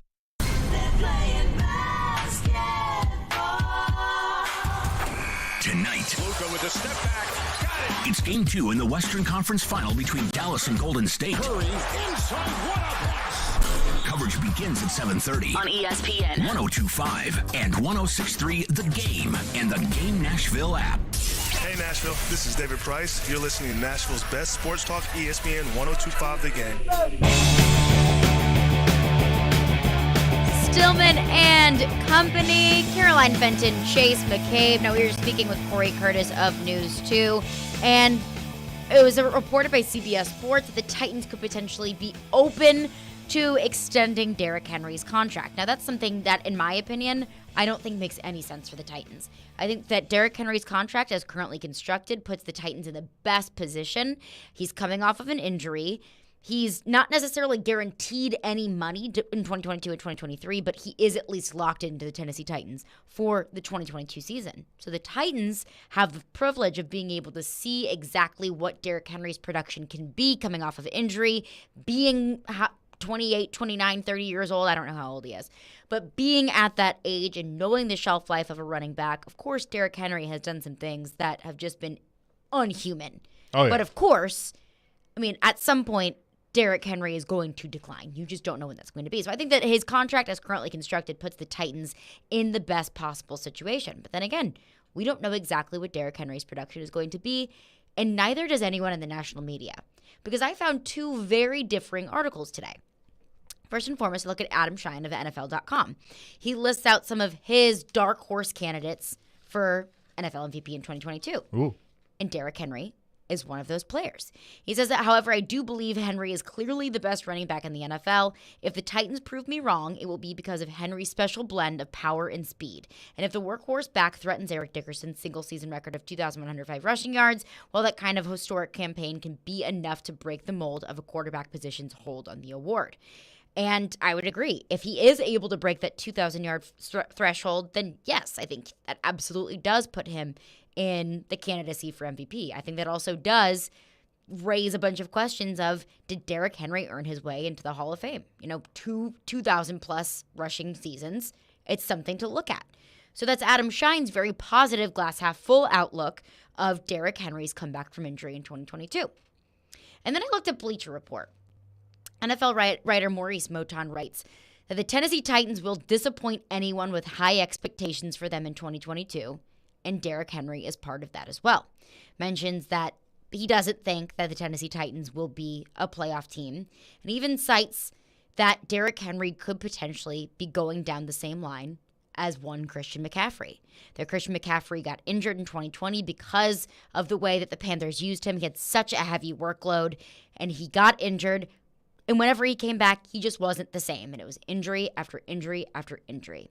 Now, I don't necessarily think that's what's going to happen with Derrick Henry. I don't think that his injury was as a result of overuse. It was a weird turf injury thing that his toe got caught on Indianapolis' terrible turf.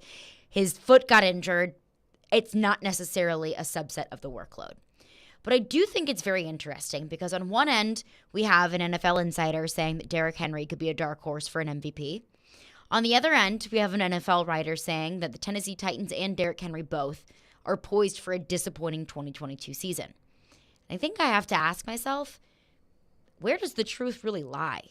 I mean, if Derrick Henry does have a 2,000-plus yard rushing season, and I think that would set up the Tennessee Titans great for a position in the playoffs. And I do think that if Derrick Henry comes back and has a 2022 season like his 2020 season, then I think that makes them the favorite in the AFC South. I understand that there's a certain Jonathan Taylor in Indianapolis. I understand that Indianapolis has a new quarterback. But I think that with the way the Tennessee Titans use Derrick Henry, that would put them in position for the AFC South. And then I look at another writer who thinks that the Tennessee Titans are going to be disappointing in 2022. Yeah. I think the truth lies somewhere in the middle. I think the notion that he's going to rush for 2,000 yards again, like anybody that's actually believing that, I want whatever you have. I'm not going to put my money on it. No, I think it's an incredibly long shot. But if you get 12 to 1,300 or even 1,500 out of him, then that's a hell of a year. I mean, that's exactly what you'd hope for a bounce back for him. Yeah. As for the contract, I think Corey makes a good point. If you're the Titans, he's got $12 million. He's a $12 million cap hit today, right now. If you decided, okay, we'll gamble, we'll basically extend this by a year and move some money around, and so he'll take less of a cap hit this year, he can make a little more money and have that extra year, then I don't think that's necessarily a bad thing to do because you could give yourself more wiggle room to add somebody, another receiver or what have you. Because at the end of the day, when you ask yourself what's your biggest concern for the Tennessee Titans, is it Derrick Henry being injury prone and just completely falling off the cliff because of how they've used them, or is it the quarterback and putting the quarterback in a position to succeed? For me, it's the quarterback and putting him in a position to succeed. That, obviously Derrick Henry is a big part.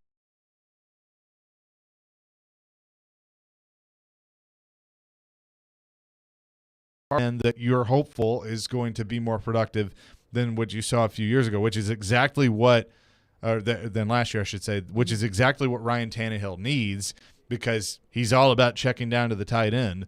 Look at Jonnu Smith and the payday he got with New England. So that, to me, is where the concern should be, not as much as Derrick Henry just falling off a cliff. But I do think that if you're going to set up the quarterback to succeed, I think Derrick Henry is a huge part of that equation. Sure, but even if he's, like I said, 1,200 or 1,300 yards, or I would have no problem with that. Yeah. I look at Derrick Henry in a 2,000-yard season. Yes, reach for the moon, absolutely. That doesn't seem like it's necessarily in the cards for me. Derrick Henry has done some incredible things. He may prove me wrong.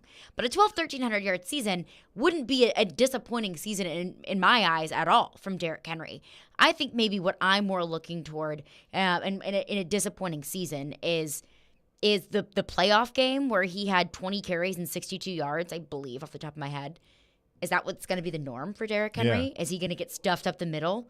Is it going to be where he's struggling to reach that 100-plus yard mark in game to game to game? I think clear deterioration from Derrick Henry, where it's not just a 12, 13, 14, 1,500-yard season. It's Derrick Henry is obviously struggling out there. And Derrick Henry is obviously taking a step back from what he's done. I'm not saying it's going to happen, right, but I'm not counting it out as a possibility. Sure. That's more so what I look toward as taking a step back. Because if he has a 1,300-yard season, great. I mean, Derrick, I'll take it.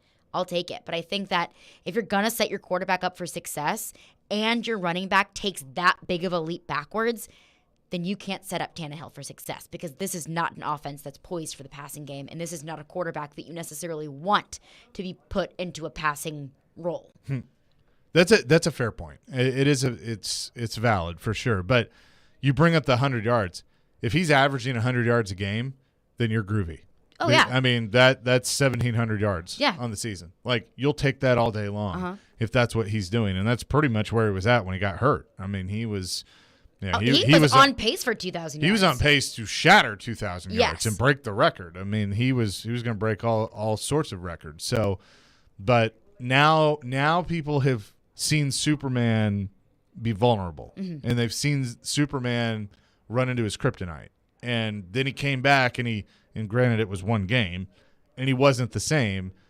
So everybody's nervous. And I get it. It's a natural thing. And it's something that we're not going to know the answer to until the first week of the season. Right. We're not going to look at training camp with Derrick Henry and say, he's back. Well, Vrabel isn't going to let us. No. So. Don't have to worry about that. Like, where's Derrick? Oh, he's doing his own thing, and he's at Tuscaloosa. He's he's on the bike. He's fine. Yeah. But I think that this offense, the backbone of it, and the nucleus of this offense is Derrick Henry. But if Derrick Henry isn't what you need him to be, then what is this offense? And I think that's a question that we all have to ask ourselves, and nobody really has the answer to. And that's the fun part. That is the fun part, and also the scary part. But I want to get into this coming up next. And that's a big question that nobody will know the answer to. How much will Derrick Henry really be able to contribute? And the other question is, will the Tennessee Titans ultimately be faced with a really difficult crossroads when it comes to Derrick Henry's contract? Want to get into that coming up next. Caroline Fenton, Chase McCabe. This is Stillman & Company. We're live on ESPN 102.5 The Game.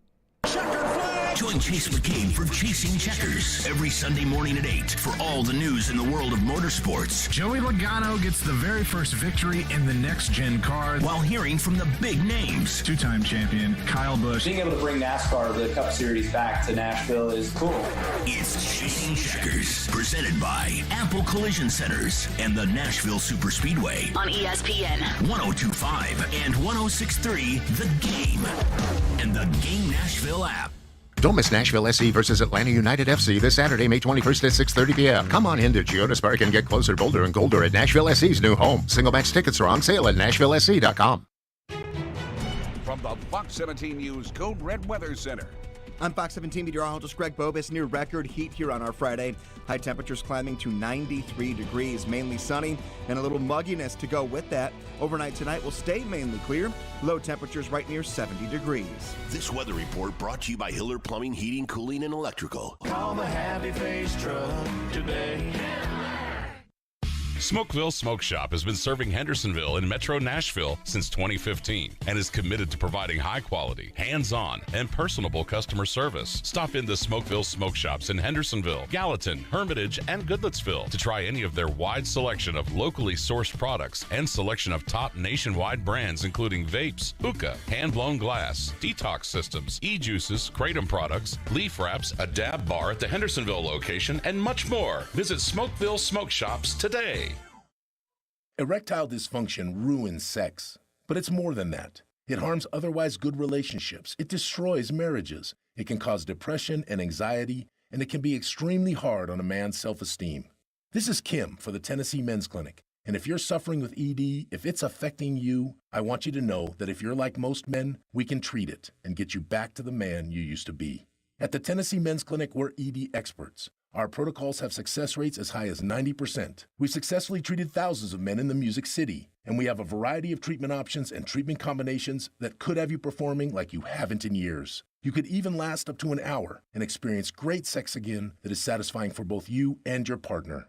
In treating your health, expertise matters, so make an appointment today. Your initial appointment is only $99 and includes blood work and a medical consult. Call 615-208-9090 or go to TennesseeMen'sClinic.com. Visit our website to learn more, including side effects. Treatments extra. Results vary.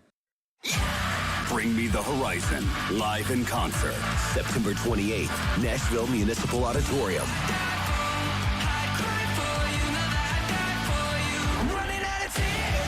With special guests, Knocked Loose, Grandson, and Sick Brain. Buy tickets now at LiveNation.com. Bring Me the Horizon live. Welcomed by 1029 The Buzz. The latest EP, Post-Human Survival Horror, out now. Darren McFarland. That should get you in the mood for a game tonight. Willie Donick. I think between 5.5 and 6 is probably in the ballpark. Chase McCabe. Typically, I like to take the most difficult task and do it first. Darren, Donick, and Chase have you covered weekdays from 10 to 2. Presented by Spring Hill Heating and Cooling on Nashville's best sports talk. ESPN 102.5 and 106.3 The Game and the Game Nashville app.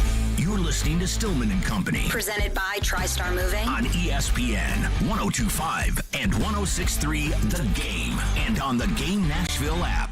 As far as the Titans are concerned, you want that contract to stay just as it is, because the way it is set up is you get them this year, you get next year, and then it's just a natural parting of the ways. And I think if you look at over the next couple of years, I mean, that's probably the shelf life of Derrick Henry, the one that we know as of now. So it is set up well for the Titans if they just let it be. But as far as Henry's concerned, like, you want some security, right? And I think that's why that's something that he would like to have done, an extension and some guaranteed money, I'm sure, would be what he would desire to have in the mix, You think this will – I'm sorry, Robbie. Let me. Do you think that this is going to become a thing? It's so hard to tell. I mean, you look at just the way Derrick Henry has done everything, it's always been right. He came in, he was patient, he got the job, worked his way from a starter into a superstar, always put the team first, signed a contract that was team-friendly and gave them still opportunities to go out and pursue other players to help.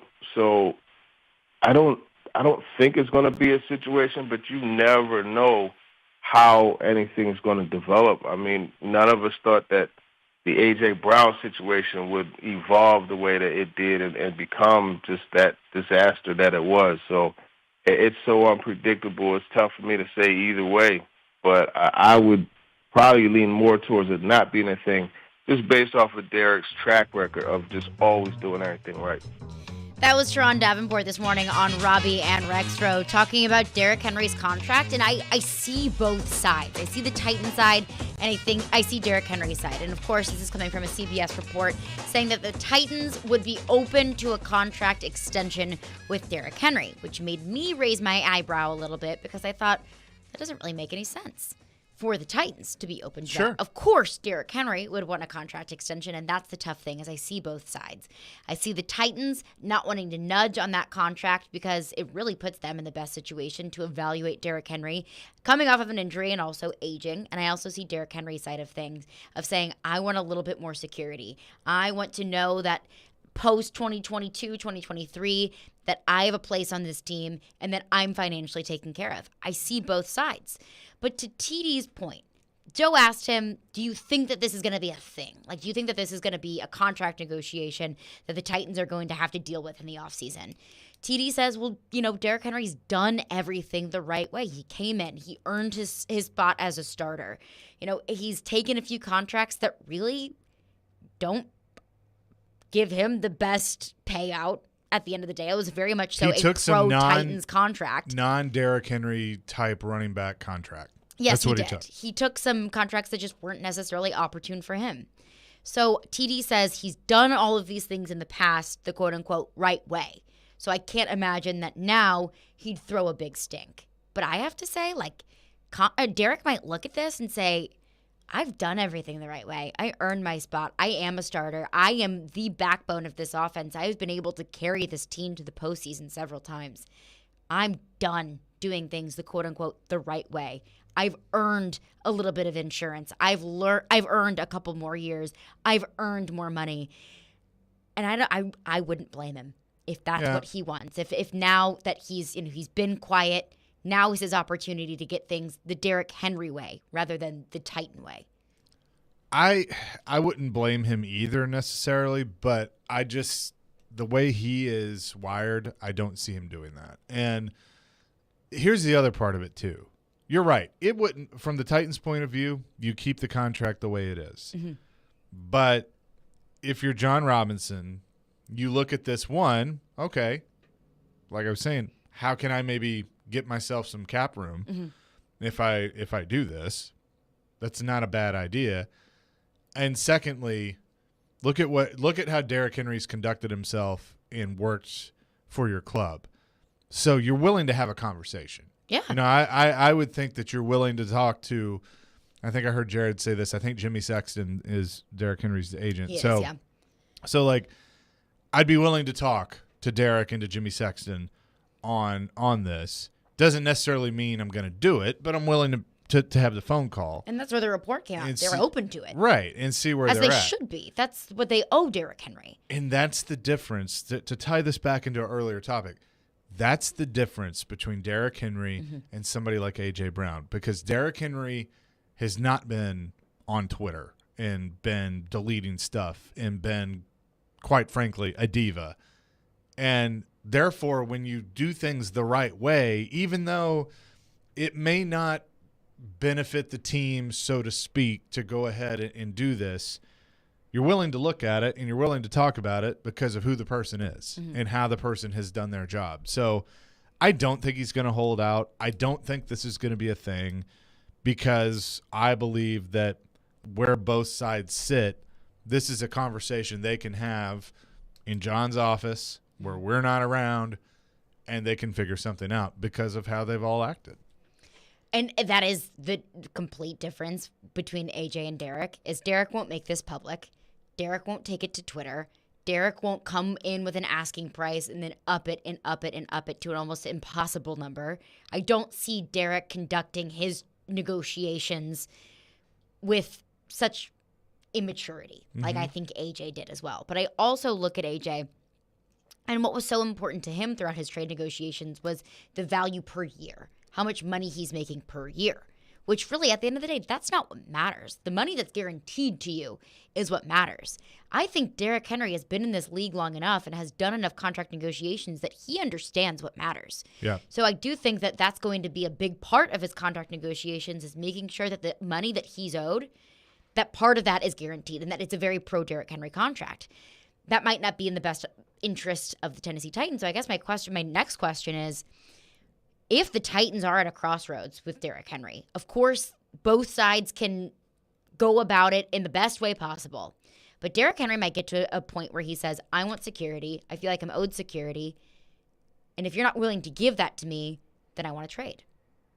I don't think it gets to that point. You don't think? No, I don't. I mean, if this was another type player, then yeah. But I don't see that because, again, I go back to how the relationship has been established. And like I heard Jared bring this up that, is Vrabel secretly upset that Derrick's not here working out, that he's doing his own thing. And sure, I would imagine he'd love to have Derrick here, but he also knows that Derrick's going to show up and be ready to work. I mean, D-Mace has told the stories countless times that, when he was his later years with the Titans, when he was with the Ravens, he'd let them know like, hey, I'm going to do my own thing for a little bit and then I'll be there. And it's like, cool. And he shows up and he's ready to go. Mm-hmm. And he's ready to work. So I think that's just where the relationship is between these two parties. And he's not going to be that guy. He's going to play. If they say, Derrick, we need you to play out your contract, he's going to go, all right, I'll play out my contract. That's what I think. I could be wrong, but that's what I think with him. But if he did want something else, or if he did have demands, I wouldn't blame him. I mean, we use the word diva, and I think that AJ acted like a diva throughout his negotiations. Derrick Henry asking for more money, more years, an extension, whatever that may be, I think is just Derrick Henry looking out for himself, and I don't necessarily blame him. And you do talk about, him going off and doing his own thing, and he's been doing that the past few years. He did that in 2020, and he came back, had a 2,000-yard rushing season. Like, whatever he was doing was obviously working. But I hear Vrabel talking about entitlement on the team and coaching guys here that want to be here. I do have to wonder, I don't think that Derrick would necessarily fit in that mold of a guy who didn't want to be there. But if Derrick gets special treatment, then why can't Jeffrey Simmons? Then why can't Ryan Tannehill? And then that sends a really bad message to the rest of the team that, Derrick gets to go do his own thing because he's Derrick Henry, which, of course, he's Derrick freaking Henry. But also, nobody's more important than the Tennessee Titans. No one's above the team. No one is above the team. That's true. 615-737-1025 is our phone number. We'll revisit this with Chad Withrow, who joins us at 5 p.m. But I want to switch back into a little bit of a Preds gear. Joe Rexrode had a column in The Athletic talking about Hoyle and Hines' press conference yesterday, the trajectory of the Nashville Predators, and there's a word that he used to describe the Nashville Predators. Do we agree? We'll get into that coming up next. Stillman and Company, ESPN 1025 The Game. And before we get to that, I want to let you know that ESPN 1025 The Game is Nashville's official home of NASCAR. Tune in this Sunday at 4 p.m. for the NASCAR All-Star Race at the Texas Motor Speedway. Also get set for the race with Chasing Checkers. It's you. Every Sunday at 8 a.m. on 1025 The Game. NASCAR 1025 The Game, presented by Nashville Super Speedway and Nashville Fairgrounds Speedway. Heads up. 106.3 FM is a new way to hear 102.5 The Game from downtown Nashville to Spring Hill on I-65 and on I-24 to Murfreesboro. Make sure you have that preset on your radio dial. We're making it even easier to listen to Nashville's best sports talk. This is going to be awesome. It's like, yes. Tune in to 106.3. That's what makes this team better. And hear the difference. ElectronicExpress.com. We make it happen. We buy any car. We buy any car. We buy any car. Any. Trading in or selling your car, truck, or SUV? WeBuyAnyCar.com takes the hassle out of selling in just 3 easy steps. 1. Get your free online valuation. 2. Drive to your local car buying center. And 3. Walk out with your check in as little as 30 minutes. So don't wait. Get your free online valuation now at WeBuyAnyCar.com. Find out how much your car's worth at WeBuyAnyCar. The deals at Electronic Express are heating up. Prepare for Memorial Day with brands like Charbroil, Yeti, Samsung, LG, Vornado, and more. Electronic Express has huge savings in every department. Outdoor living, appliances, 4K TVs, smart home, furniture, and more. Plus, save up to 40% on all appliances with up to 36 months free financing. Shop in-store or online at electronicexpress.com with free express delivery. Summer savings at Electronic Express. We make it happen. I can walk again. I can cross my legs again. I can wear heels again. After years of living with chronic joint pain, Andrea Southard is now living a normal life, pain-free, thanks to natural biologic treatments at QC Kinetics. We tried everything, and my husband had heard the commercial for QC Kinetics on the radio, and he told me to call him and check it out. That phone call changed Andrea's life. QC Kinetics used powerful natural biologics to treat her aching joints. It's high-tech precision medicine that can restore and repair damaged joint tissue with no surgery and no drugs, providing lasting relief. I felt like I was in my 20s again. I could tie my own shoes. Really the little things that you don't think about. Pain in your hips, knees, back, shoulders? Get rid of the pain now. Call QC Kinetics. 615-249-4024. That's 615-249-4024. QC Kinetics. 615-249-4024. Golfers, swing into Edwin Watts Golf Shops for the hottest new arrivals from Titleist, featuring the new Titleist Vokey SM9 wedges, their most superior handcrafted wedge design ever. The new SM9 grooves are cut to maximize the interaction of ball and face for lower flight and higher spin. Get precise distance and trajectory control like a pro with the SM9s. Swing by Edwin Watts Golf Shops and get custom fit today. Edwin Watts Golf Shops, home with a 90-day satisfaction guarantee, and shop us online at worldwidegolfshops.com. The game text line is driven by Wilson County Hyundai. Online at wilsoncountyhyundai.com. Be a part of the conversation. Call or text the game at 615-737-1025. You know it's going to happen, and when your car needs service or repair, remember Mitchell's Mr. Transmission on Gallatin Road, just north of Briley Parkway. Now here's Jim Mitchell. Our fleet vehicle program is a great benefit to all the fleet companies in Nashville. We are able to get their vehicle back on the road a lot quicker than the downtime of most dealers and most general repair shops, simply because we have the transmissions available. We're able to put priority on their vehicles to get them back on the road quickly. You know it's going to happen, and when your car needs service or repair, remember Mitchell's Mr. Transmission on Gallatin Road, just north of Briley Parkway.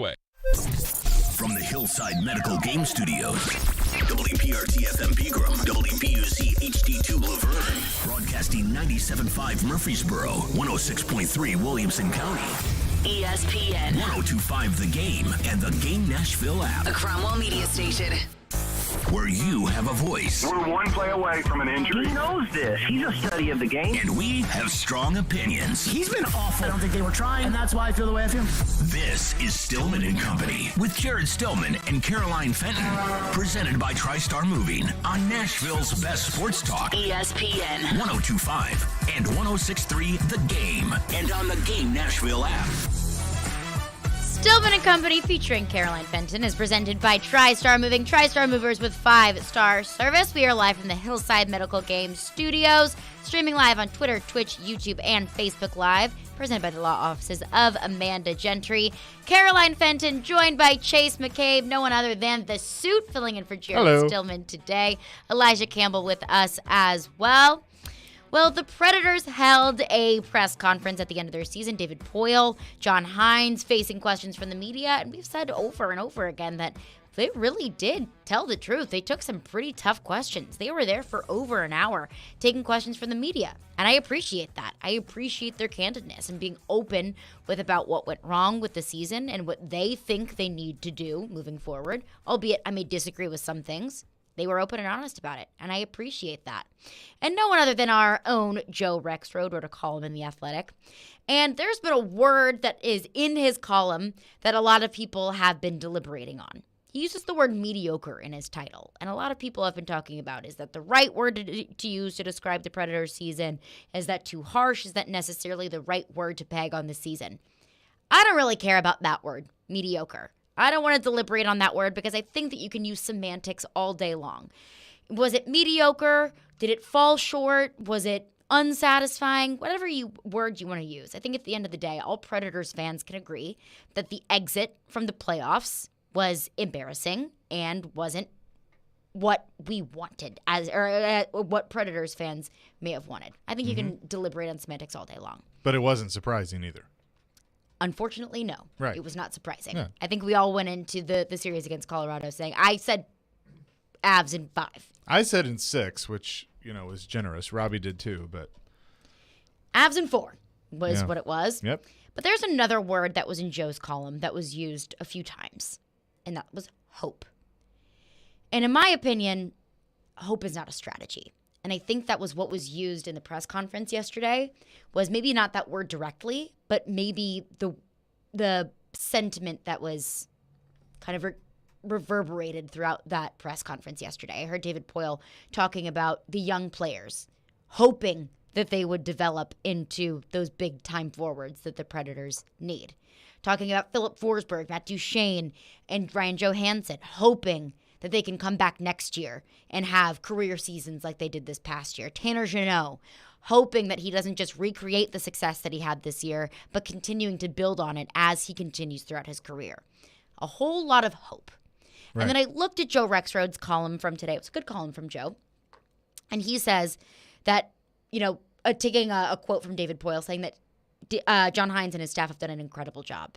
And Joe writes, the results correspond with hope over conviction. 0 postseason victories since the height of Poyle's career, team-building efforts, a 2017-18 President's Trophy, so on and so forth. Joe says it doesn't take keen observation to add up many more losses than wins on Poyle's transaction score sheet since the fall of 2017. So you look at results, and since 2017, the results have fallen short of what Predators fans want. Maybe not what they expect, but what they want. But the word hope over conviction, I think, is what I took away from both Joe's column and from the press conference yesterday. Hope isn't a plan, and hope isn't a strategy. You can hope that some things happen, but there are some things that you need to be more tangible. And that's my question for the Predators moving forward from here, is beyond hope, hoping that your top players play how they did this past season, beyond hoping that your young guys develop into big guys, beyond hoping this and that and that you'll draw an easier draw in the first round of the playoffs. What else is the plan? Right. Well, and I think that the problem with a lot of this and what creates that whole conversation about hope is because of the transactions that he brings up is he's hit on some pretty big ones that have turned out to be good. Philip Forsberg is a prime example of that. You traded an aging Martin Erat and got Philip Forsberg. That's worked out. You traded Seth Jones he became a really good defenseman in the league, but you traded out a defenseman because you had a lot of defensemen and you got a pretty good forward in Ryan Johansson. I know he hasn't necessarily lived up to the contract extension. This year was obviously much better, but I think overall that still, at the time they made that deal, was a good deal. We mentioned Shea Weber, PK Subban earlier. But the problem is what was tied into this season was you needed some other things to work out. Ellie Tolvanen as a draft pick hasn't worked out to this point. You've seen a very small sample size of the good Ellie Tolvanen. Yeah. He hasn't been the goal scorer that everybody thought he would be. That's a problem. That's a miss right now when you look at the ledger. It took Matt Duchene 2 years into a $8 million a year contract to finally get the ROI. And now the question is, can he do it again?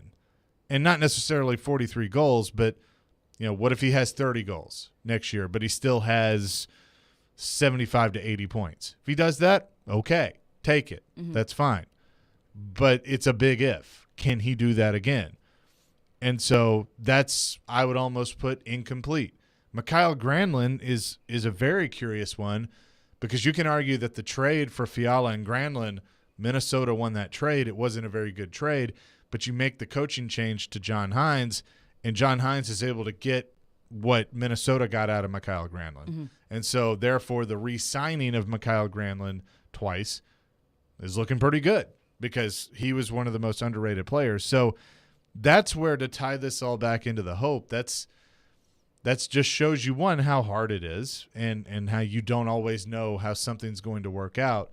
But that's where David has been inconsistent in the moves that he's made, that some are good, some are bad. We all know Kyle Turris. That's bad. That's bad. Yeah, and that one's still haunting him because you got to pay $2 million a year for him to not be here. So that's in Luke Cunnin. Luke Cunnin is not a good move right now. I mean, it was the right move at the time, but it hasn't worked out. And that is where this all comes back to. And I think another subset of that is, hoping these young guys develop into certain players. Well, that in most parts falls on the coach in terms of development. And we've heard so much from John Hines about being this developmental coach, being this coach that coached in the AHL, was really good with developing and refining young players. And if we want to talk about hoping that these young players turn into something great and big-time contributors and become the new core of the Nashville Predators, part of that hope has to lie in the coach being able to do that for them. And I think that's one of my takeaways from this past season is the young guys haven't developed like we were told or we were told to expect them to. Eeli Tolvanen, you mentioned him, for example. He hasn't really been able to produce as much as we were told that he would be this big-time goal scorer. He hasn't really turned into that. Philip Tomasino. But who told us that? Let me stop right there. Who told us that? David Poile. Right. So how is that necessarily on the coach? Because it's not the coach's job to develop players. It is, but I can also argue that Philip Tomasino had a pretty darn good rookie year. He's developing. He's developing. And we don't know what will come of Philip Tomasino. Alex Carrier, everybody wants to. Well, I say everybody. I heard Jared talking about Alex Carrier that he's kind of a mid-level defenseman. The dude was a career AHL defenseman, and the only reason he got called up was out of necessity, and he took the opportunity and he ran with it and made himself an NHL defenseman, and I think he's a pretty good NHL defenseman. I don't think he's necessarily top pair, but he's solid enough and had a good year. So I hear you, but I also think that it's kind of mixed, and it goes back to the scouting and the drafting and the signing in that. Which is what David Poile said, that he didn't give John Hines a good enough roster. Bingo.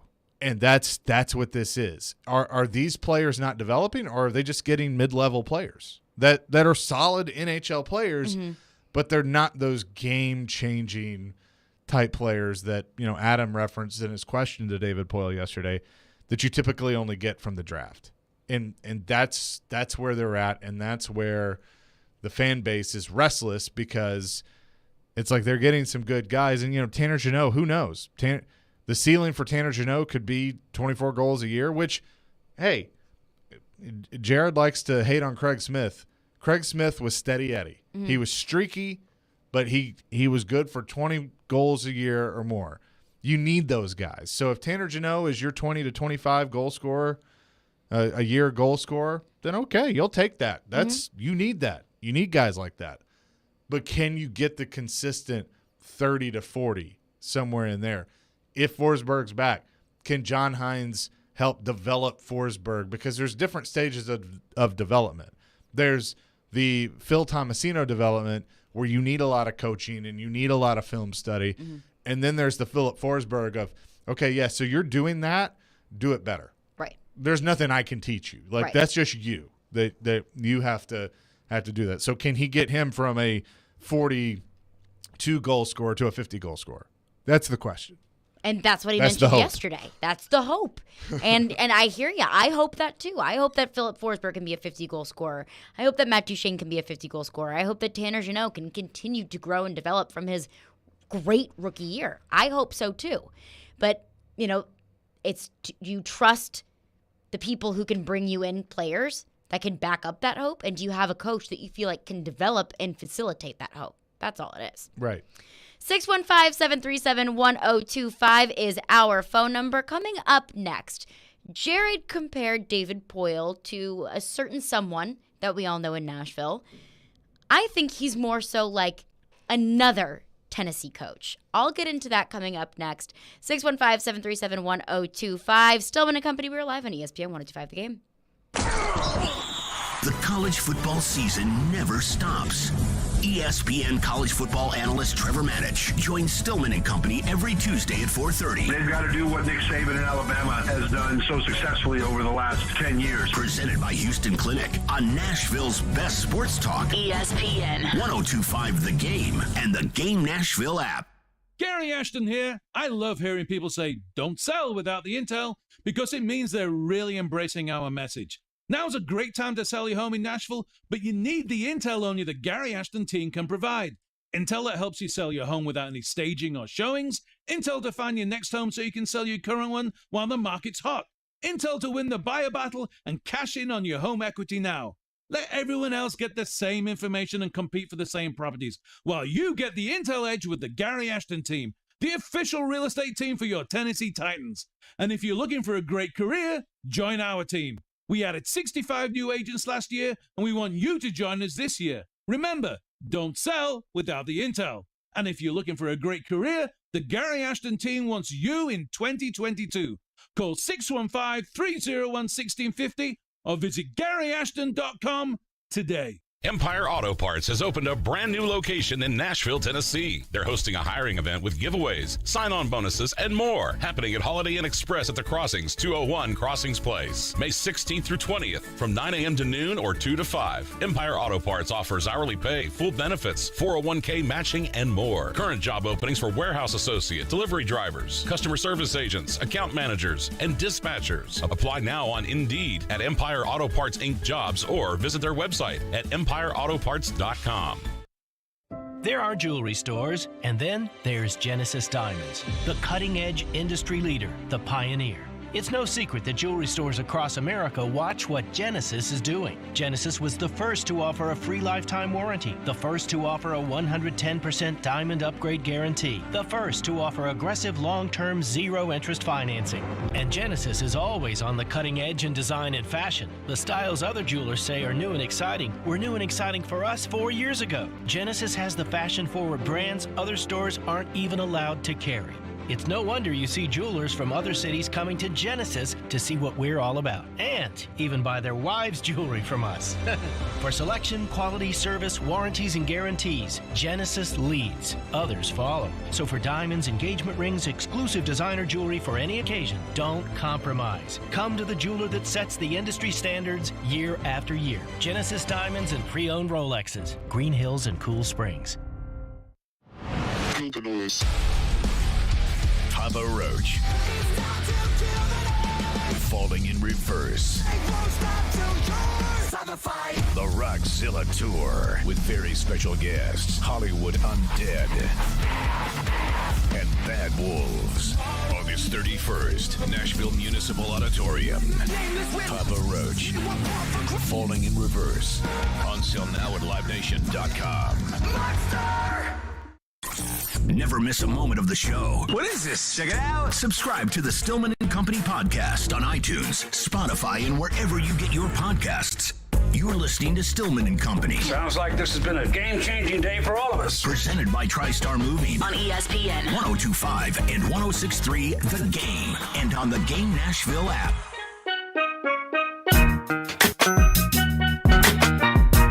You can watch us streaming live on Twitch, Twitter, YouTube, and Facebook every day. Our video streaming is brought to you by the law offices of Amanda Gentry, Caroline Fenton, Chase McCabe. Chase McCabe rocking out over there. I'm all about some fitty. So yesterday, Jared had an interesting take comparing David Poyle. As opposed to any other day. Oh, I mean, it's just same stuff every day. It was a Thursday. Different day. It was, exactly. It was a Thursday. It was a normal day with our good old pal, Jared Stillman.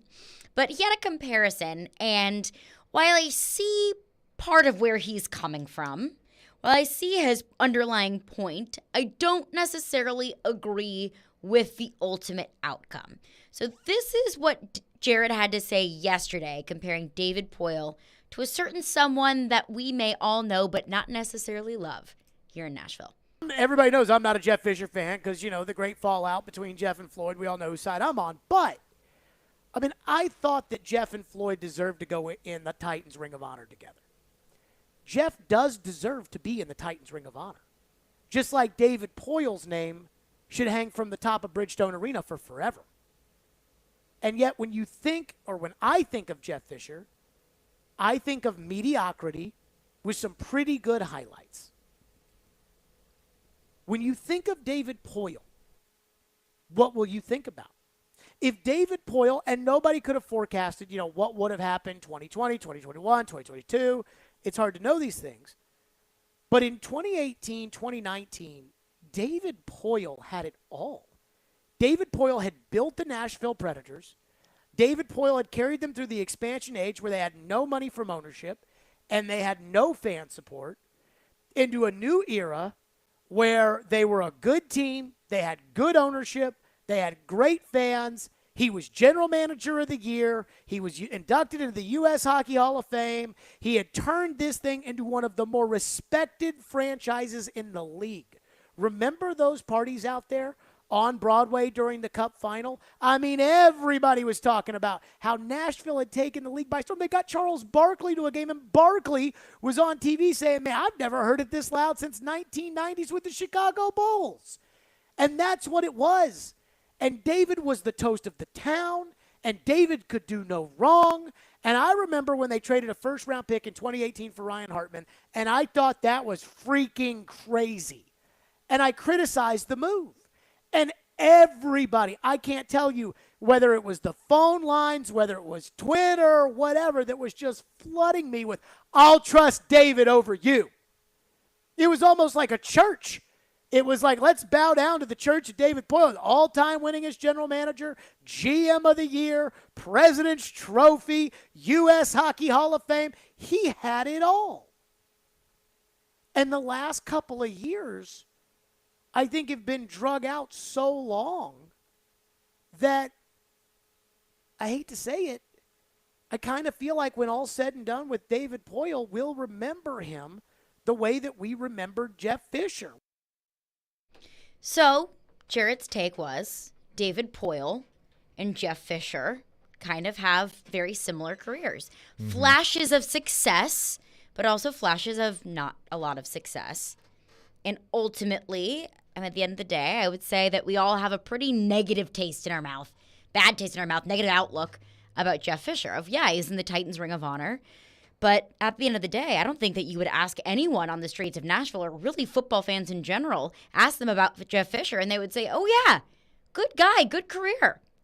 So I disagree with Jarrett that David Poyle is Jeff Fisher, because I think once David Poyle takes a step back, if whatever that journey takes him, if he gets fired, if he retires, whatever that might be from the Predators organization, I think overall people will have a very positive outlook on David Poyle.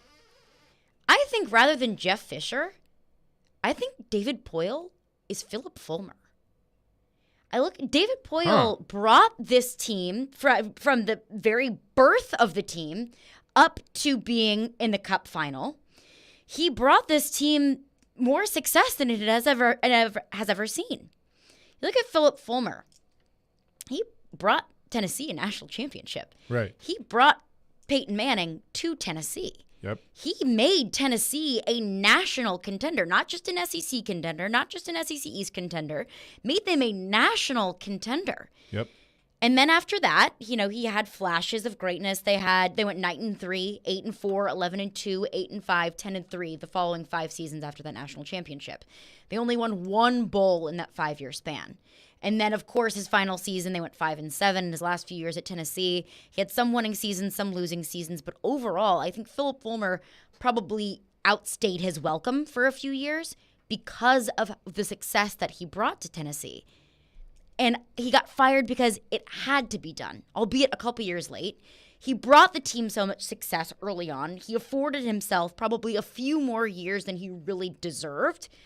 He had loyalty from that team, from the fan base, and from the higher-ups at Tennessee. He had loyalty from them, but maybe to a fault. And he's remembered and loved, I would say, by a majority of Tennessee fans. There's Philip Fulmer way in Knoxville. But overall, he may have outstayed his welcome. I think I see a lot of similarities in David Poyle. He invented the Nashville Predators. He brought this team here. He was the general manager. He was the architect of this team. He brought this team more success than they have ever seen. But he may be staying a little bit longer than his welcome because the Cup run may have afforded him those extra years. But when he's gone, I don't even know if it's the Cup run that has.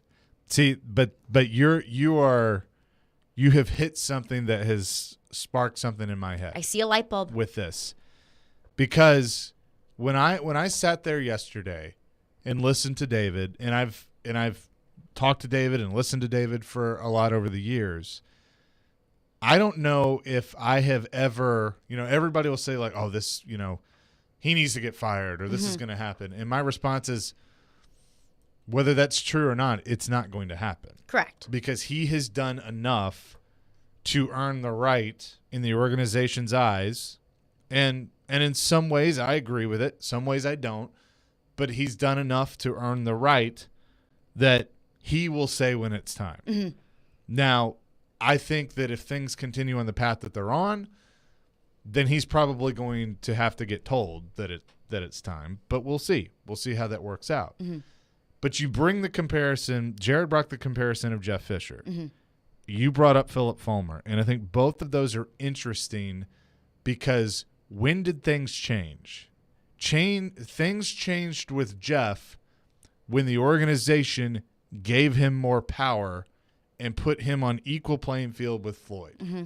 And eventually they broke down and they gave him more power than Floyd, and Floyd was out. That's when things took a turn. Mm-hmm. Because sometime Fulmer, Mm-hmm. same thing, Fulmer wins a national championship, he does no wrong. He can do anything he wants to do on campus. A lot of times when that happens, a lot of times when you get to that point, then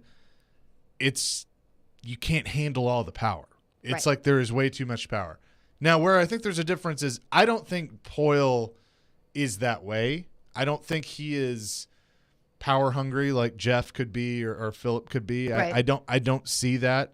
And, I don't even know if power hungry is the right way to put it. I think with Jeff, it was just he wanted control. And he got it. And he got it. And it didn't work. It didn't work here. It didn't work in St. Louis. So, and then L.A. Mm-hmm. So it backfired on him. But I think that ultimately comes from the organization. I mean, the organization is going to allow that. The organization has made the decision that they stick with David Poyle because of all the good things that he's done. And Jared's right. I mean, his name's going to be hanging up next to Rene's number. As it should. Probably Shea Weber's and eventually Roman Yossi. Like, it's going to be up there. As it should. And he's earned every bit of that. It's just, when do you get to the point where the organization has to be the ones to make the decision? And that's how I felt the same way with Philip Fulmer. He probably stayed there a little bit too long because the higher-ups within the athletic department at Tennessee weren't willing to make a change. Right. And this is where I think the comparison does work. Jared asked the question, is there a succession plan for David Poyle? There's a specific part of this answer, though, I want you to pay attention to. David, is there a succession plan? Last one, right here. Is there a succession plan in place for Brian to take over for you, whatever you say? No, there's no succession plan. I think my situation with ownership has been very good, and with all the owners, specifically Herb, we talk about things all the time. I realize that I will not be doing this job for forever, but I hope that I guess hope that people feel I'm still doing my job by showing up every day, working hard, have the passion for it, and there's going to be a time and place that there will be a decision made this organization for a change. That's not today. That's not today. But the part was, my situation with ownership is very good. Mm-hmm. That's all you need to know. Yeah. I mean, that right there tells you the whole story, that my situation with the ownership is very good. Today, right now, it's good. And that's why he could say that day is not today. And that's what happened with Jeff. Jeff got Bud in his back pocket and was able to get Floyd out. Mm-hmm. We saw how that worked out. And Fulmer, a different situation because it's a college, but he had ADs, he had the boosters. Everybody loved Coach Phil because he won a national championship. Right. And I think the biggest difference for me in terms of Jeff Fisher versus Philip Fulmer when you're going to compare David Poyle to either of those two is the legacy and how they're remembered. Mm-hmm. Overall, people can't stand Jeff Fisher. I mean, August 8th is Jeff Fisher Day for a reason. I think overall, Philip Fulmer's really liked. Yeah. I think people in Knoxville love Philip Fulmer. He was athletic director. They brought him back as AD. Overall, I think he has a very positive perception in Knoxville. Of course, you're going to have people who don't agree.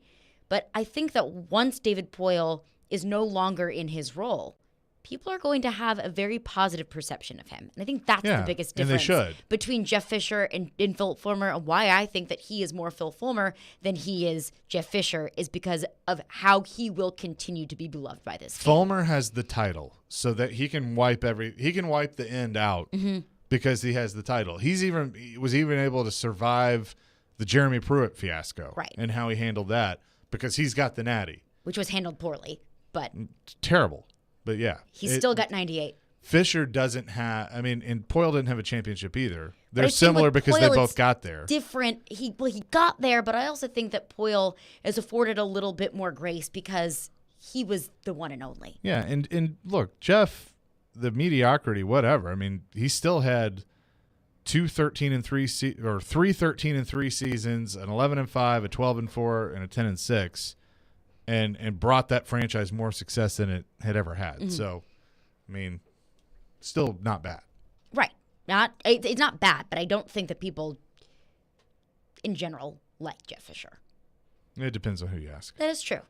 It depends on who you ask. But that's my take. That is my take. I think that David Poyle is Philip Fulmer. 615-737-1025 is our phone number if you have a thought on that. But coming up next, I think that the past 2 days will go down in the college football history books and probably a chapter of its own. But what exactly was going on? What's the backstory here? I want to break down Nick Saban and Jimbo Fisher's very public fiasco over the past couple of days coming up next. Stillman and Company, ESPN 102.5 The Game.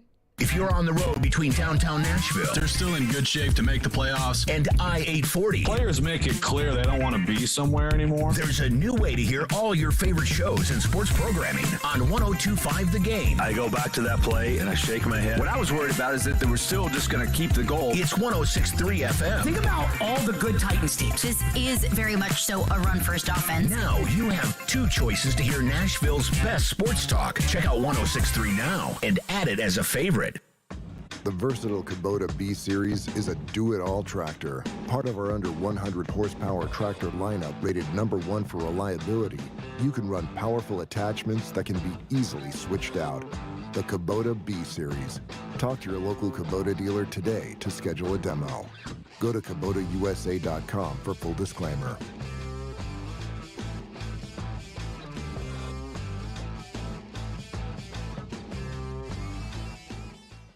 Hey, it's Mike from Newton Chevrolet Buick GMC. Have you ever seen a commercial for something that they build up to be amazing, only to be completely disappointed?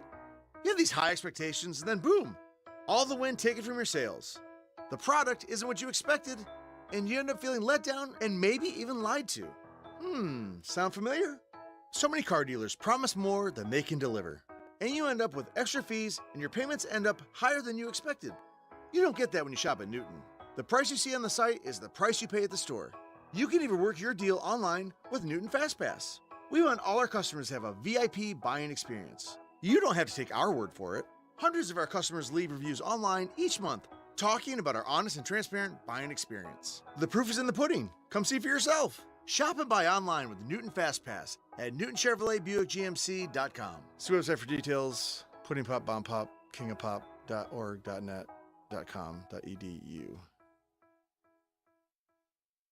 What if you could be debt-free in 3 weeks? Hey, Willie Donick here. My friends at Loan Pronto are helping people do it every day. It's Loan Pronto's debt consolidation home refi, wiping out tens of thousands in credit card debt. Listen, your home's value is way up. You can refinance now, take money out to pay off all your credit cards, eliminate PMI charges, pay off personal loans, or other high-interest debt. One local couple had over $50,000 in credit card debt. Loan Pronto did a debt consolidation refi. And even though their mortgage rate went up a tad, they cut their monthly payments by $900. Why pay 20% interest when you can consolidate it to one low payment with a mortgage APR in the threes? Homeowners who do it save an average of $800 a month. Do it now and even skip your next house payment altogether. That's what I call financial freedom. Call Loan Pronto now. 615-499-5780. That's 615-499-5780 or loanpronto.com. Equal housing lender, NMLS 166-1781, subject to lender approval. Parman Tractor and Equipment is your one-stop tractor and equipment solution. And Middle Tennessee's Link Belt and Takeuchi dealer. Rent or purchase a track loader, mini excavator, large excavators for your job site, or something in between. Parman is now hiring and seeking qualified candidates for construction equipment truck drivers, service technicians, and more. Apply at parmantractor.com or call 615-865-7800. Come be an employee owner with the Parman team, your Middle Tennessee Link Belt and Takeuchi dealer. Sunday night. The best of the best in the NASCAR Cup Series head to Texas for the All-Star Race. Coverage begins at 4 on ESPN, 102.5 and 106.3 The Game and the Game Nashville app. Hey Nashville, this is Vanderbilt head coach Jerry Stackhouse. You're listening to Nashville's best sports talk, ESPN 102.5 The Game. And you've read about them, you know who they are. I mean, we were second in recruiting last year, A&M was first. A&M bought every player on their team, made a deal for name, image, and likeness. All right, we didn't buy one player. All right, but I don't know if we're going to be able to sustain that in the future because more and more people are doing it. That was Nick Saban, and it wasn't even a press conference. It was just a speaking event that was heard round the world. He knew what he was doing. I mean, nothing he said was on accident. Nothing he said was something that he did not mean. And I'm sure everyone at this point has heard Nick Saban talking about how he thinks that NIL is going toward an unsustainable direction. And he cites Texas A&M and Jimbo Fisher essentially buying their players. But nothing that Texas A&M has done, at least to my knowledge, is not allowed. So my question for Nick Saban is, what is he really mad about? Is he mad that Texas A&M is using the tools at their disposal and taking advantage of this new wave of college football that really essentially has no rules? Because there aren't any. Yep. I think Nick Saban is more angry that other programs now have the opportunity to have a seat at the table that he created, that previously other programs didn't get to have. He talks about Texas A&M, quote-unquote, buying their players. Well, they're not. They're using NIL, and they're using collectives, which prior to 2 weeks ago was completely allowed. Nick Saban said he doesn't want to do that. That's fine. That's your prerogative. You don't have to take advantage of the gift that college football has given to you.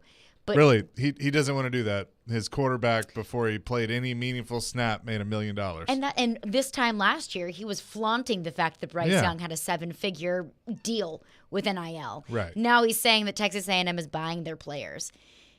I don't, at least to my knowledge, Texas A&M isn't doing anything that isn't allowed. The one thing that's not allowed under this NIL era is pay to play. You can't just give a recruit money for nothing.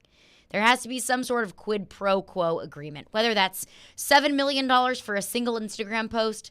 That's technically allowed. So it sounds like to me that Nick Saban is just frustrated or angry that there is a certain element of NIL that he doesn't want to get into that other schools are taking advantage of, even though he's done plenty of paying players himself.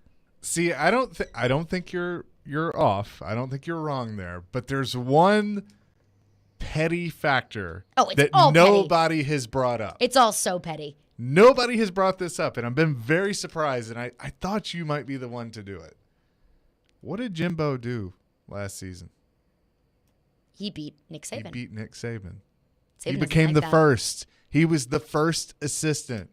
And people may go, Nick doesn't care. That's not it. Oh, yes, he does. He so cares, and he's so petty. And there has been this little contest between Jimbo and Nick for a long time. Just because they coach together and Jimbo is from the tree doesn't mean they like each other. And especially now. They very much so do not like each other. Jimbo has said they're done. That was not obvious. Made obvious yesterday. Yeah, so like the pettiness here is just fantastic. It's great for us. Oh, like great. I was talking to somebody yesterday before the press conference of how this is amazing. Like this, I love this. But look, I respect Nick Saban quite a bit, and he deserves the respect. He's the greatest in the game. He's earned it.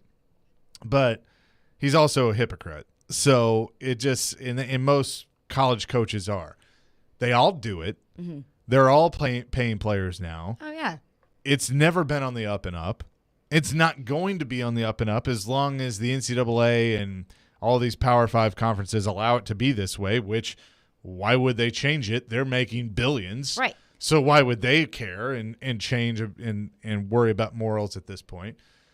This is just pettiness at its best and this little contest between Saban and Jimbo Fisher. This wasn't in an interview. This was to a booster club or whatever. He knew exactly what he was doing. He's wrong. And I've heard so many people saying, well, it wasn't a press conference. He didn't know that he was going to be recorded. Does everyone not have one of these? A camera in their pocket that they can record everything that they want to do? And I said this yesterday on Stillman & Company because Jared said, how much do you think this is about NIL? I said, I don't think there's a single thing that makes this about NIL. I don't think that Nick Saban is mad about NIL. I don't think that he's upset that certain schools have more money than Alabama may be willing to dish out, which, I think the money runs pretty deep at Alabama. I don't think any of this has anything to do with NIL. I think it has everything to do with the fact that Saban feels like he doesn't have control over college football, and he doesn't like that. Yep. So if he doesn't have control over it, then he can't dominate it. It's all about control and power, and it has nothing to do with the 17, 18-year-old kids who are making money off of their name, image, and likeness. Yeah, no, and it never does. I mean, it's because whenever, and I respect the will, the wanting to win that Nick Saban has, but they got beat by A&M. He doesn't like that. A lot of people looked at this Alabama team as one of the weaker teams that he's had since the first year, which is probably true. They still made it to the national championship, but they lost. So this is just Nick Saban being pissy because they didn't win, and he knew this was going to get out. He knew it doesn't matter where he says it. He knew it was going to happen, and Jimbo's taking the bait and run with it. Now the question is, all those, it's true they did buy a lot of players. Is it going to pay off? Because Jimbo can have the last laugh. Yeah. If Jimbo goes and just throttles Alabama, which I don't think is going to happen, then because it's in Tuscaloosa this year, I believe. It is. So he's got to hope that's going to happen. And I heard Jarrett say it yesterday. I think Saban's going to try and kick his ass. Oh, 100%. So it's going to be ugly and a hot ticket, but this is where all these coaches that get to that point, like I've heard Philip Fulmer say that, he hates all this and what it's done, and I'm sure he probably feels that way. I don't think he's alone. He'd be right there in the middle of it, mixing it up, just like Jimbo and Saban. They all hate it. At the end of the day, they all hate what this has become. But they all understand that you have to do it. But they all created it. Yeah. They can hate it, but they're hating what they created. And we're doing in back rooms, now it's all legal. So, the hypocrisy here. And to say that, Jimbo bought the players. Well, yeah, that's what everyone's doing. So you can either get on board with it or you can continue to complain about it to your Birmingham boosters. And I'd rather get on board with it and get the players that want to play for me and give myself whatever advantage I can rather than complaining about something that's not going away anytime soon, if not ever. But I think another very interesting part of this that I also haven't heard a lot of people discuss, we're talking about the Saban and Jimbo side of things. There are a whole lot of other college football coaches that I haven't heard anything from since all of this has gone down. Why? I want to get into that coming up next. 615-737-1025. If you have a thought, Stillman & Company, we're live on ESPN 102.5 The Game. Hey, this is Andrew Allegretta, voice of the Vandy Boys. Listen to the Commodore Hour every Monday at 6 p.m. during the baseball season. Kevin Ingram and I talk with Coach Corbin and special guests on ESPN 94.9 and streaming on the VU Commodores mobile app. From the Fox 17 News Code Red Weather Center. I'm Fox 17 meteorologist Greg Bobus. Near record heat here on our Friday. High temperatures climbing to 93 degrees, mainly sunny, and a little mugginess to go with that. Overnight tonight will stay mainly clear. Low temperatures right near 70 degrees. This weather report brought to you by Hiller Plumbing, Heating, Cooling, and Electrical. Call the Happy Face Truck today. You love Days Delta 8 products. Now follow them on Instagram for special promotions, giveaways, contests for cash prizes, and cannabis education. Make your next Dazed purchase at any of the 3,500 nationwide stores that hold their products in Informed One. Follow Days.D8Official. That's Days.D8Official on Instagram to see this truly single-source Delta 8 brand behind the scenes. Dazed 8, the highest quality standard of Delta 8. Finding the right person for the job isn't easy. Just ask someone who hired a lounge singer to be their office receptionist. Hello, this is Mickey Marquis, and you've reached the office of Doug & Associates. Thank you very much. Catch me Tuesday nights at the Hotel Johnson. Hello? But if you've got an insurance question, you can always count on your local Geico agent. They can bundle your policies, which could save you hundreds. Doug & Associates, this is Mickey Marquis. Hello? For expert help with all your insurance needs, visit geico.com/local today. And now it's Geico's Motorcycle Rules of the Road. Avoid biking in the rain and never touch another person's bike. Hey guys, look at these bikes. So shiny. Whoops.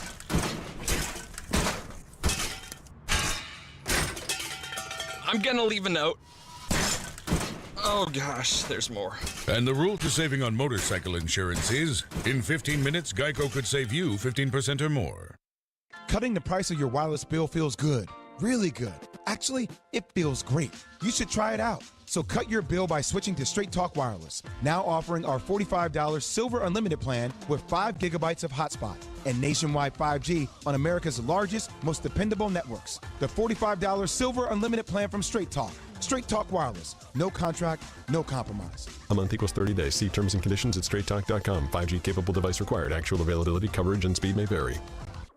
Darren McFarland. And a mulligan that we all look for in golf. Lord knows our game could use it. Willie Donick. Outworked and outperformed a lot of other really good players. Chase McCabe. I want some sort of trade protection. Darren, Donick, and Chase have you covered weekdays from 10 to 2. Presented by Spring Hill Heating and Cooling on Nashville's best sports talk. ESPN 102.5 and 106.3 The Game and the Game Nashville app.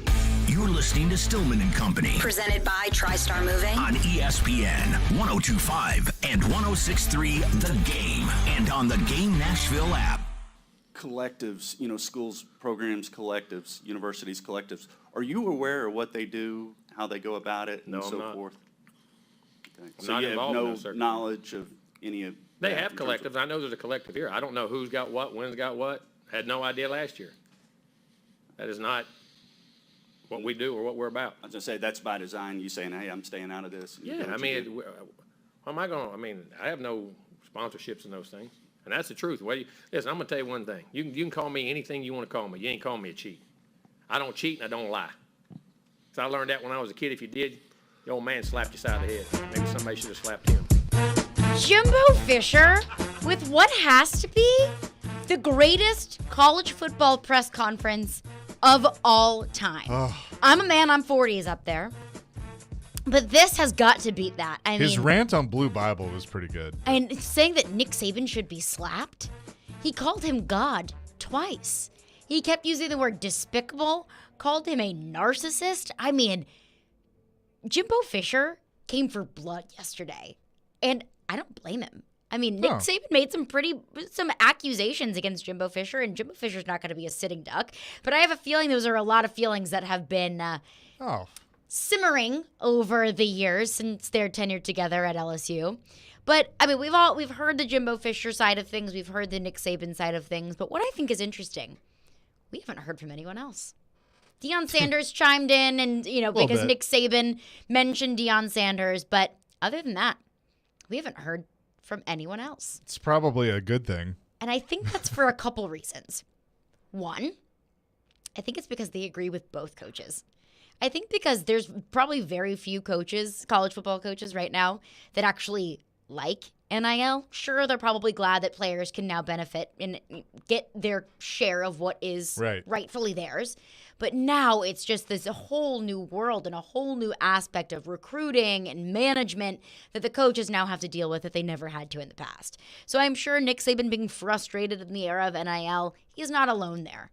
But I think that a lot of other college football coaches also agree with Jimbo Fisher in that Nick Saban is not innocent. No, none of them are. And that's the other thing. Right. That's my second point is none of them are innocent. So all of them are going to stay very, very quiet. They're not going to comment on this. They're not going to come out and, publicly say that they don't like NIL or publicly say that Jimbo Fisher is right and he stuck it to him because they all probably hate NIL and they're all probably in the wrong. They are all just like, hey, it's a beautiful day outside. They're all looking around like, that's crazy. Oh, they're fighting. Whoa. Oh, that's crazy. I'm not gonna chime in here with anything. And so I do think that this is a very interesting thing because I wonder what the fallout will be. I don't think this is the end of this.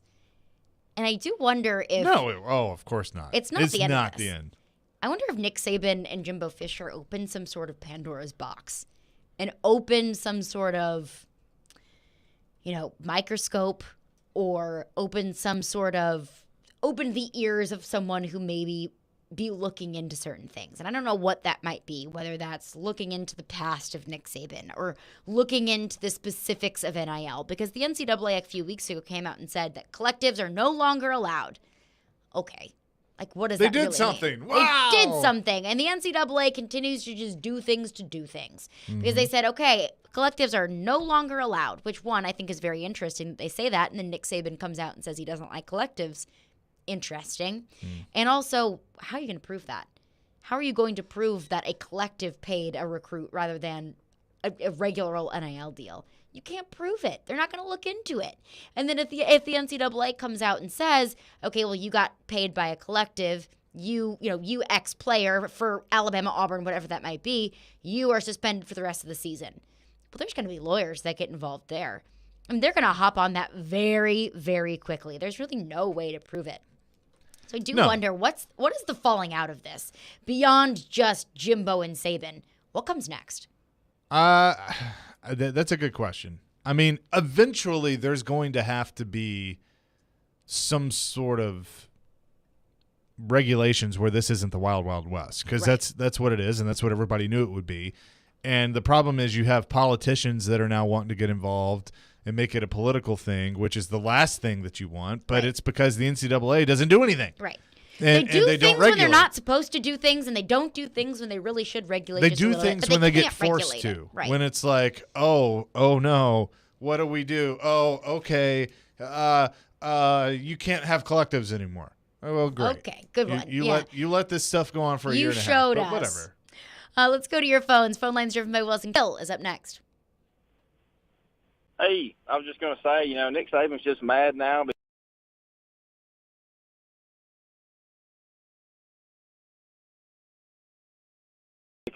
Go ahead, Bill.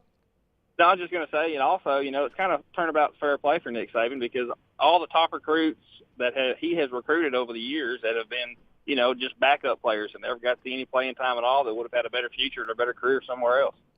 Yeah, thank you for your call, Will. I mean, that's what it kind of depends recruit to recruit, but we talked to TD about this yesterday, and he said at the end of the day, money talks. Yep. And I don't blame a recruit for wanting to go somewhere, Texas A&M over Alabama, if that's where they're going to be making the most money. This is just the age of college football that we're in. And Nick Saban can sit up there all day and say, we produce more NFL players. We produce more college graduates. We produce players that get into the NFL and make the most money, so on and so forth. You can say that all day. But when you're talking to a 17, 18-year-old kid and you show them the 6-7-figure NIL deal that you're willing to give them, suddenly nothing else matters. So, yeah, I do think that there's a good bit of this where Saban looks at it, he just doesn't want to deal with it. But also, the recruiting market just got a whole heck of a lot more competitive. Saban cited the parity in college football, and that's out the door with NIL. College football was never partial. There was never parity. It was never parity in college football, and he was a good reason why. Yeah, I mean, because what's the biggest argument with college football right now outside of NIL and all of this? It's should the playoffs expand? And the reason that people are wanting to see the playoffs expand is because it's the same teams. It's the same damn teams every year. It's the same teams every year. Sometimes you get an LSU, sometimes you get an Oregon, but it's Ohio State, Clemson, Alabama, Georgia, every year in and out, or a combination of some of them. And there does need to be some shakeup in college football. I think overall, NIL is a good thing for college football. Yes, it has its drawbacks, and yes, there are probably some areas that need to be wrangled in a little bit, but these are the times now. You got to get with them or you get behind. Yeah, but the last thing I'll say is, and look, I thought Saban, again, he's wrong. He's a hypocrite with it. But if he really wanted to walk it off, or if he does respond to this, which SEC Media Days, I can't wait. All he could do is, A&M buys all their players. They tried to buy a coach too, and how's that worked out? It's true. They haven't won anything. I mean, we'll see. What is it, October 8th? When they play. Oh, cannot wait for that. Counting down the days. Go back to your phones. Phone line driven by WilsonCountyHyundai.com. Scott is up next.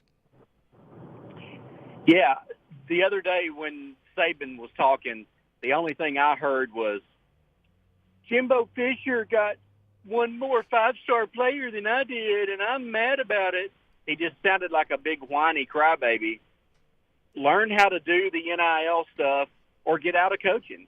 That's bottom line. Yeah, thank you for your call, Scott. I mean, I agree.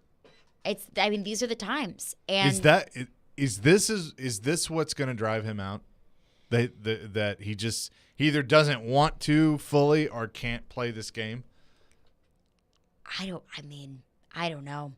But the crazy thing is, he may not embrace NIL fully, and he very obviously came out and said he doesn't like NIL.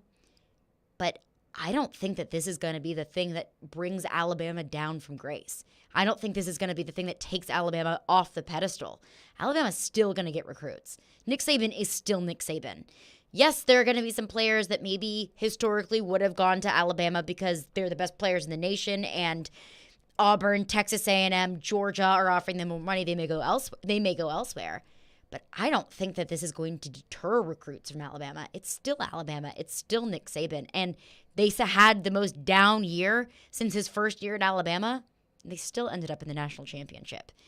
So I don't think this is the thing that drives him out. I think it's going to take a whole heck of a lot more than rule changes in college football to drive Nick Saban out. Because this isn't the first rule change that's happened since Nick Saban has been there. It's interesting. I'm looking forward to October 8th and how this is all going to pan out. Ball games are changing, man. Ball games are changing, man. That is the truth. Let's get Chad Withrow's thoughts on the changing landscape of college football and his thoughts on the T between Jimbo and Saban. Chad Withrow, Outkick 360, joins us next. Stillman and Company, we're live on ESPN 102.5 The Game. Bro Bible. The voice of reason. Now, you may say, well, a quarterback is more important than a running back. That's fine. You can say whatever you want. The voice of the fan. Even if we have to develop him while he's playing, I just want a boring first-round pick. The voice of Nashville sports is your home of Nashville's best sports talk. ESPN 102.5 The Game and the Game Nashville app. ElectronicExpress.com. We make it happen. IndyCar is back for more. The Big Machine Music City Grand Prix returns to Nashville August 5th through 7th. For 3 days, the streets of downtown Nashville will come alive with the sounds of music and racing. 3-day tickets are on sale now for as low as $129. The Big Machine Music City Grand Prix is a weekend full of action-packed excitement. Don't miss out on this year's biggest party. Visit MusicCityGP.com to buy tickets. That's MusicCityGP.com. Family Leisure invites you to vacation at home with your family with a new spa, pool, patio furniture, or wood play gym this summer. I really want a spa. Family Leisure has 40 spas on display from 3 of the biggest brand names: Artesian, Best Spas, and American Select. Prices starting as low as $29.99. What about above ground pools? Family Leisure has hundreds of pools in stock and on sale. Guaranteed installation before Memorial Day, starting as low as $29.99. Installed. Wow, that's great. If you're looking at a spa, I once some new patio furniture. Family Leisure has patio furniture from all the big brand names like Hanneman, Woodard, Jensen, and Apricity. There's more than 100 sets on display to choose from with free delivery. That sounds good to me, too. And maybe a new Sabre infrared grill to go with it? We really should look at the wood play gym for the kids. Family Leisure has the Diamond Point swing set on sale at only $24.99 installed. It's Family Leisure's Vacation at Home sale going on now at both huge locations, Franklin and Antioch. With all the new people moving here recently, we thought it'd be a good idea to explain Genesis Diamonds. If you've lived here a while, you know all this, so bear with us. Genesis Diamonds is not an ordinary jewelry store. It was started decades ago by a major diamond wholesaler based in Tel Aviv. He was the diamond supplier for hundreds of upscale jewelry stores. Then he decided to start selling direct to the public at prices that undercut traditional jewelers in a big way. This no middleman approach caught on fast and disrupted the traditional jewelry business model forever. Today, Genesis Diamonds continues that extraordinary value promise. With the highest quality diamonds, the lowest prices, the strongest guarantees, exceptional service, and a mind-blowing selection of fine diamonds and exclusive designer jewelry. So if you've just moved here from New York or California or wherever, we invite you to discover the secret the locals are well aware of. Genesis Diamonds. Just another great reason you made the move to this extraordinary place we're proud to call home. Signs First is the official sign company for 1025 The Game. Go to sfnash.com. Cutting the price of your wireless bill feels good. Really good. Actually, it feels great. You should try it out. So cut your bill by switching to Straight Talk Wireless. Now offering our $45 Silver Unlimited plan with 5 gigabytes of hotspot and nationwide 5G on America's largest, most dependable networks. The $45 Silver Unlimited plan from Straight Talk. Straight Talk Wireless. No contract, no compromise. A month equals 30 days. See terms and conditions at straighttalk.com. 5G capable device required. Actual availability, coverage, and speed may vary. Listen to Stillman and Company with me, Caroline Fenton, all season long on ESPN 1025 The Game for your chance to win Nashville Sounds tickets courtesy of 312 Pizza Company in Germantown. From the Hillside Medical Game Studios, WPRT-FM Pegram, WPUC HD2 Laverne, broadcasting 97.5 Murfreesboro, 106.3 Williamson County, ESPN 1025 The Game, and the Game Nashville app. A Cromwell media station. Where you have a voice. We're one play away from an injury. He knows this. He's a study of the game. And we have strong opinions. He's been awful. I don't think they were trying, and that's why I feel the way I feel. This is Stillman and Company with Jared Stillman and Caroline Fenton. Presented by TriStar Moving on Nashville's best sports talk. ESPN 1025 and 1063 The Game. And on the Game Nashville app. Stillman and Company is delivered by TriStar Moving. TriStar Movers with 5-star service. We are live from the Hillside Medical Game Studios, streaming on Twitter, Twitch, YouTube, and Facebook Live. Presented by the law offices of Amanda Gentry. Caroline Fenton, Chase McCabe with you. We are joined now by Chad Withrow, Outkick 360. Chad, we are discussing what will go down as one of the most iconic days, I think, in college football history, and that was Nick Saban's comments about Jimbo Fisher, and then, of course, one of the best press conferences I think I've probably ever heard in my life, and that was Jimbo Fisher responding to Nick Saban. Chase and I were talking about what is the actual driving force behind both of these comments. They're about NIL, but I personally don't think it has anything to do with NIL. Your initial thoughts about the Saban-Jimbo fiasco? Well, it's pretty clear that there's a lot of bad blood between the two. Way more so from Jimbo Fisher, I think, to Nick Saban as opposed to Saban to Fisher. But, you know, Jimbo Fisher and A&M beating Saban and beating them on the field, beating them in recruiting this past year has clearly gotten under the skin of Nick Saban. And the thing that I kept coming back to with Nick Saban when he said it, and my shock with it, was, you know, the old phrase that snitches wind up in ditches, because Nick Saban's basically a rat in college football right now. You know, Philip Fulmer back in the day caught a lot of heat, still does, from Alabama fans. They had Alabama for some pretty blatant cheating at the time to the double-turned state's witness against Alabama. It's an unwritten code, and this is sort of the honor amongst thieves type deal with college coaching, that everyone knows about everyone else, and everyone's up to something. and you don't specifically call out any one program about something, especially if you're Nick Saban in Alabama, who has been widely known for years, they're not getting every 5-star just because of Nick Saban. There's other things going on there. Jeremy Pruitt didn't learn how to cheat when he got to Tennessee. I don't know how much Jeremy Pruitt learned in his entire life from an education standpoint, but he certainly didn't just start cheating when he got to Tennessee. So I think for Saban, of all people, to call out Jimbo Fisher that way clearly got Fisher emotional about it, got him angry. I think Fisher, looked good at times, but also he sounds ridiculous when he goes on this holier-than-thou, oh, well, we do things the right way here. And we always, come on, give me a break. So part of that, is very hypocritical from both guys in this. But I really just kept going back to this idea that, Nick Saban's a rat at this point.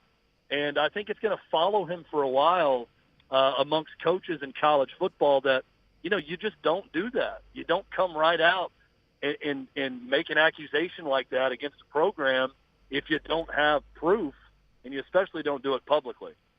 Chad, I think calling him a rat is pretty good considering he doesn't like rat poison. So that's pretty spot on. That is true. Those two things could go hand in hand. But Chad, I guess my follow-up question to you is, I am with you that I think it makes both coaches look a little petty and look pretty bad. But what effect do you think that could have potentially on recruits in the transfer portal process? Well, I don't think it has any effect at all. Ultimately, look, people are pointing out, well, A&M finished with this record, and Alabama finished with this record, and now A&M has a better recruiting class. And how did they do that? We've long seen that it's just not, 1 + 2 = 3 when it comes to a team's record or success and their recruiting class the following year. We had Billy Lucci on from TexAgs.com, who is the man in College Station and knows everything. And he was saying, look, a lot of this recruiting class was done based off a top 5 finish in 2020, where they really started with this class. They got, I think, 8 or 9 guys that were 4 or 5 stars from the city of Houston alone, which is 80 miles from Texas A&M. They had over 100 recruits at a game I was at in College Station when Texas A&M beat Alabama and the fans rushed the field. So most of the class was actually done from that, and not a lot, after NIL and everything else, which, look, I think that there was some NIL involved, obviously, with A&M, like there is a lot of places. But it was a good point. So I say all that to say Texas A&M is going to continue to recruit at a very high level because they have a national championship winning head coach. They have a tradition-rich program. They're in a talent-rich state. They're going to spend money in NIL. And I think Alabama is going to continue to recruit at a very high level because they have a many times over national championship winning coach. They're in a talent-rich region, and they're going to spend money in NIL. Remember, Caroline, we're not that far removed from Nick Saban bragging about 7 figures for his quarterback a year ago who had yet to start a game for Alabama. So what's the big difference if someone's getting over $1 million before they start a game at Alabama and him bragging about it, as opposed to some high school 4-star player getting $100,000 before he arrives on campus? I think it's not that big of a stretch when you look at both of those and where we are in college football right now. We're talking to Chad Withrow, Outkick 360, here with us on Stillman and Company. I'm curious of your thoughts, Chad, on the NCAA basically relaxing their restrictions on college football conference championship games. We've now seen the Mountain West and the Pac-12 coming out saying they're going to get rid of divisions. I love this. I hate divisions in college football. I think the championship game should be the 2 best teams, no matter of the division. And, I think that there's been, with the SEC especially, the divisions have messed up some rivalries. I'm just curious of your thoughts on what this does moving forward. Yeah, I think, look, this is a no-brainer to me, Chase. I'm with you. It's great for the sport because anything that leads you to a more true champion is better for the sport. And I think the elimination of, divisions, I'm not going to say they're arbitrary because there is geography involved, at least in some of them in college football. But, it is pretty arbitrary when one side is good and one side is bad. And, we have to have a winner from this division to play the winner from the good division and the championship game, instead of coming together with a better system that produces there's no way to make it 100% across the board where everyone plays exactly the same teams and, you've got a true sense of it. But you can get a lot closer to that with the elimination of divisions, and I think we're going to see that now with these conferences that have eliminated divisions. And I'm glad that the NCAA has made this rule, and we're only going to see more and more of this. I really think when Texas and Oklahoma get to the SEC, there will not be divisions anymore, much like we see with SEC basketball right now. But I think we're getting closer and closer to that in the SEC and in every conference. I look at the Big Ten and think about the East versus the West in the Big Ten and how much of a break you get if you're in the Big Ten West, as opposed to Michigan, Ohio State, Penn State, Michigan State in the Big Ten East. So I think you look at, situations like that, and it's easy to see this is going to be good for the sport in the long run. Yeah, I think it will too. And I'm curious too as we move forward, and if you get to where pretty much all the Power Fives ditch the divisions and you have the two best teams playing in the conference championship game, with all this talk of playoff expansion, what does that do? Because I think it almost makes it harder for the committee, because you're essentially going to have the two best teams competing for a conference championship, which could be viewed as a playoff type game, and that could make the seeding maybe a little tougher. Yeah, I think it muddies the water for the conferences that, we all basically determine are the best conferences.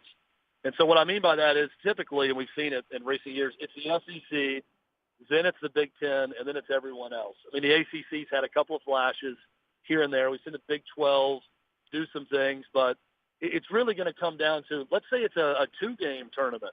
You eliminate a regular season game, and there's a Final Four in the SEC or the Big Ten, and you get these sort of round-robin play-in games, but they're not really play-in games, because if you expand the playoffs, you're still going to be taking more teams from the SEC and the Big Ten, who are the two powerhouse conferences. So it is going to be interesting when you get more of a true champion from the conferences, but I don't know how it's going to shake out in terms of expanding playoff and who's going to get in from those power conferences.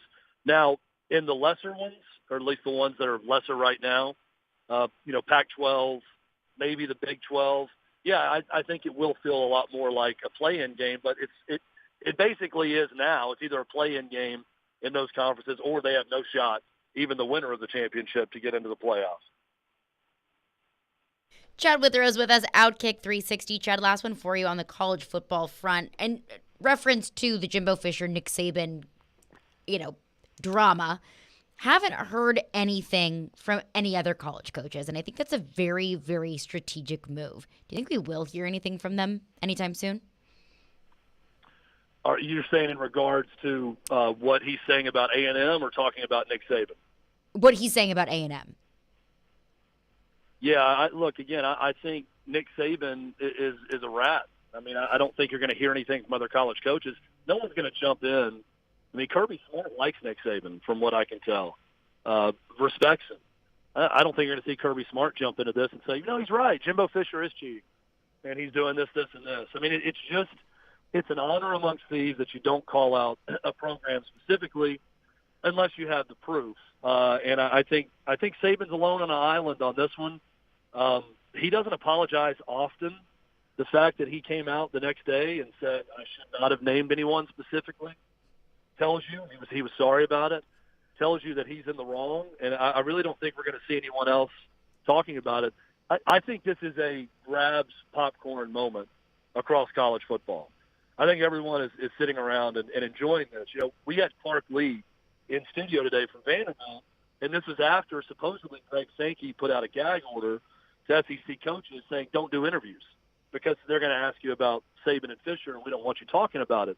Well, what we found out was that was really just directed at Lane Kiffin, who was going to do an interview with Dan Patrick, and Dan Patrick reported that he couldn't do it because Greg Sankey said no one could do interviews because Clark Lee came on with us after the fact, and we asked him about it, and he didn't really say anything about either one of them and redirected the question. So long way to answer your question, Caroline, in saying that, no, I don't think you're going to hear much from any other coach about any of this, unless maybe, Coach Prime, Deion Sanders' response more to the allegation outside of just on Twitter.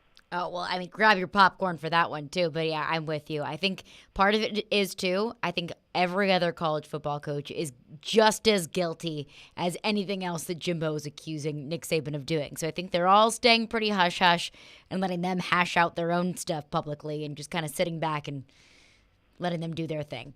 I love it, though. I'm so here for it. SEC Media Days is going to be awesome. I am so here because for it. We're not going to forget about this. Absolutely not. We'll never forget about this. But coming up next, Chad Withrow sticks with us. We had Titans rookie minicamp, Traylon Burks' early exit from his first practice. Derrick Henry's contract has been a topic of discussion. I want to get Chad's thoughts on all of that coming up next. This is Stillman and Company. Caroline Fenton, Chase McCabe, Chad Withrow is with us. We're live on ESPN 102.5 The Game. Robbie and Rex Road here on ESPN. Welcome into the DDC. Stillman Company is delivered. There's a new way to hear 102.5 The Game. Nashville's best sports talk on 106.3 FM. From downtown Nashville to Spring Hill on I-65 and to Murfreesboro on I-24. You now have two choices to hear our great sports programming. Get the extra point, no problem. And the Nashville Predators. Scores! Check out 106.3 now and save it as a preset. Don't miss Nashville SC versus Atlanta United SC this Saturday, May 21st at 6:30 p.m. Come on into Geodis Park and get closer, bolder, and golder at Nashville SC's new home. Single match tickets are on sale now at NashvilleSC.com. Hey Nashville, what's the best part of hockey? That's rhetorical. We all know the answer. It's the 3-on-3 overtime. The speed, the skill, the tic-tac-toe passing. It is electric. Well, now there is a new, totally 3-on-3 ice hockey league called 3 Ice. Coming to the Music City on August 6th. They're playing at Bridgestone Arena and tickets are available now at 3ice.com. 6 teams touring across 9 cities, playing a bracket-style tournament at each stop. It's overtime all the time. Hair on fire hockey. Log on to 3ice.com for tickets now. The Ainsworth Nashville has been bringing a sophisticated twist to the classic All-American Sports Bar, restaurant, and private event experience in Midtown since 2018. Our multi-purpose venue consists of a full-scale restaurant, bar and lounge, and event space. Come for the wings, stay for our happy hour, and visit us for brunch on Friday, Saturday, and Sunday from 10 a.m. to 4 p.m. We've got the good times to keep you singing all night long. The Ainsworth Nashville. Burgers, cocktails, sports. Visit the Ainsworth at 206 21st Avenue South in Nashville or online at theainsworth.com. Trying to find a new home right now is next to impossible. Very little inventory, prices are crazy high, rates are moving up. Here's a better idea. Let my friends at Loan Pronto refinance your current home, turn all that equity you have into cash, and totally transform your house. A new kitchen, new bathroom, a pool. Think about it. Your home value is up. Instead of wasting all that on an overpriced new house, convert that equity into cash for a home makeover. One local couple did it and got $200,000 out. They added new hardwoods, an outdoor living space, a swimming pool with spa and all new cabinets and appliances, plus a home office. Now they have their dream home, and they never had to move. Call Loan Pronto. Ask about their home improvement refi. Give your home a total makeover and do it now. You can even skip your next house payment in the process. Call now, 615-499-5780. That's 615-499-5780 or loanpronto.com. 615-499-5780. Equal housing lender. NMLS 166-1781. Subject to lender approval. Men, what if I told you that now you're able to get testosterone replacement therapy in the comfort of your own home? No more weekly trips to the doctor's office. We come to you 7 days a week, 12 hours a day. Be seen by a licensed medical professional in the privacy and comfort of your own home or office. You decide. Schedule your appointment today at CoolSpringsMD4Men.com. It's on. It's happening. Remember, you can watch us on YouTube, Facebook, Twitch, and Twitter. Get out of the way, I'm watching a game. Presented by the law offices of Amanda Gentry. You're listening to Stillman and Company. Sounds like this has been a game-changing day for all of us. Presented by TriStar Moving. On ESPN 102.5 and 106.3 The Game. And on the Game Nashville app. Stillman and Company, Caroline Fenton, Chase McCabe, Outkick 360's Chad Withrow joins us now. Chad, Treylon Burks, of course, the Titans' first-round pick, left his first practice at rookie minicamp early. He was seen with an ice pack on his neck, he had an inhaler. He was obviously struggling at his first practice. Leaves early. Now, there's been so much fallout ever since then. We had Trevor Maddich on the show earlier this week. He said that he was disgusted hearing that Treylon Burks left his first practice early. We've heard from other people saying it's really not that big of a deal. It's May. Your thoughts on Treylon Burks' early exit from his first practice? I love how old school your guy is that you have on every week. Because I tend to, as I get older, feel like I feel more like him about most things. I won't say that I was disgusted by it, but I mean, it's also completely reasonable just to say what it was. He's out of shape. I mean, it doesn't mean the guy can't go on and have a Hall of Fame career. Doesn't mean that he can't have a great rookie year for the Titans. Doesn't mean he doesn't come back in training camp and he's in shape and he's great in training camp. But the facts are the facts. He showed up and he got winded after a couple of drills and had to get an inhaler and an ice pack to just admit and say that. But also, I'm not someone that's going to say, well, because he's out of shape, this is a sign that he doesn't have work ethic and he's never going to be a good player for the Titans. I don't buy that either. I just do find it odd that soon after the draft, someone can get that out of shape, that they show back up for football work, and they're doing drills, and that quickly they're out of commission in their first practice. And I heard from other people that, well, maybe he was having a panic attack or an anxiety attack, and I'm thinking that is far worse if the guy's having a panic attack surrounded by other rookies when he's the first-round pick as the rookie. What would he be nervous about in that setting? He's not even around the vets yet in practice. If your first-round pick is having a panic attack about that, imagine when they're playing the Packers on Thursday Night Football at Lambeau Field. I didn't buy that either. I mean, the guy's played in big-time games and atmospheres at Arkansas. So, again, he was out of shape. It's a bad look. Doesn't mean that he's going to be bad. No, he could have a great career, but facts are facts. He showed up out of shape, and he was winded way too quickly. And Mike Vrabel was asked about Treylon Burks after that practice, and Mike Vrabel mentioned, we need our guys here. We need our guys getting in shape here. Well, I didn't think that was necessarily a jab or, a testament to Treylon Burks because Treylon Burks couldn't practice at the Titans facility before that day. I think it was more so a message to some of the other rookies, one, and also to his players that weren't there in the weight room. I've heard some of the things that Mike Vrabel has said over the past week or so, and I think that he is just irate at his team. But my question is, why? Chad, do you think that he is mad at the team just based on things that we've heard from Mike Vrabel this week? And if so, why? I think Mike Vrabel is taking mental receipts of everyone who hasn't been there in organized team activities. This is like play junior high and high school sports even. We would have in high school, I'm not trying to compare my high school basketball to the NFL, but I will anyways. We would have open gym on Tuesdays and Thursday nights during the summer. And, it was voluntary, right? You didn't have to be there. If you're on vacation, somebody have to go. But there was always a coach kind of hanging around to open up the gym to see who was playing pickup on Tuesday and Thursday night. They take mental receipts about who's there putting in any work, who's showing up, who's being around the team, and who's not. And I think Mike Vrabel is as old school as they come from that perspective of showing up and being a teammate and working. So, yes, I don't know that he's angry with his team, but I think the moment that, things aren't good this season, he is going to be taking mental notes about who's there, who's working, who's not there, who's trying to work out with their own trainer, all of these things.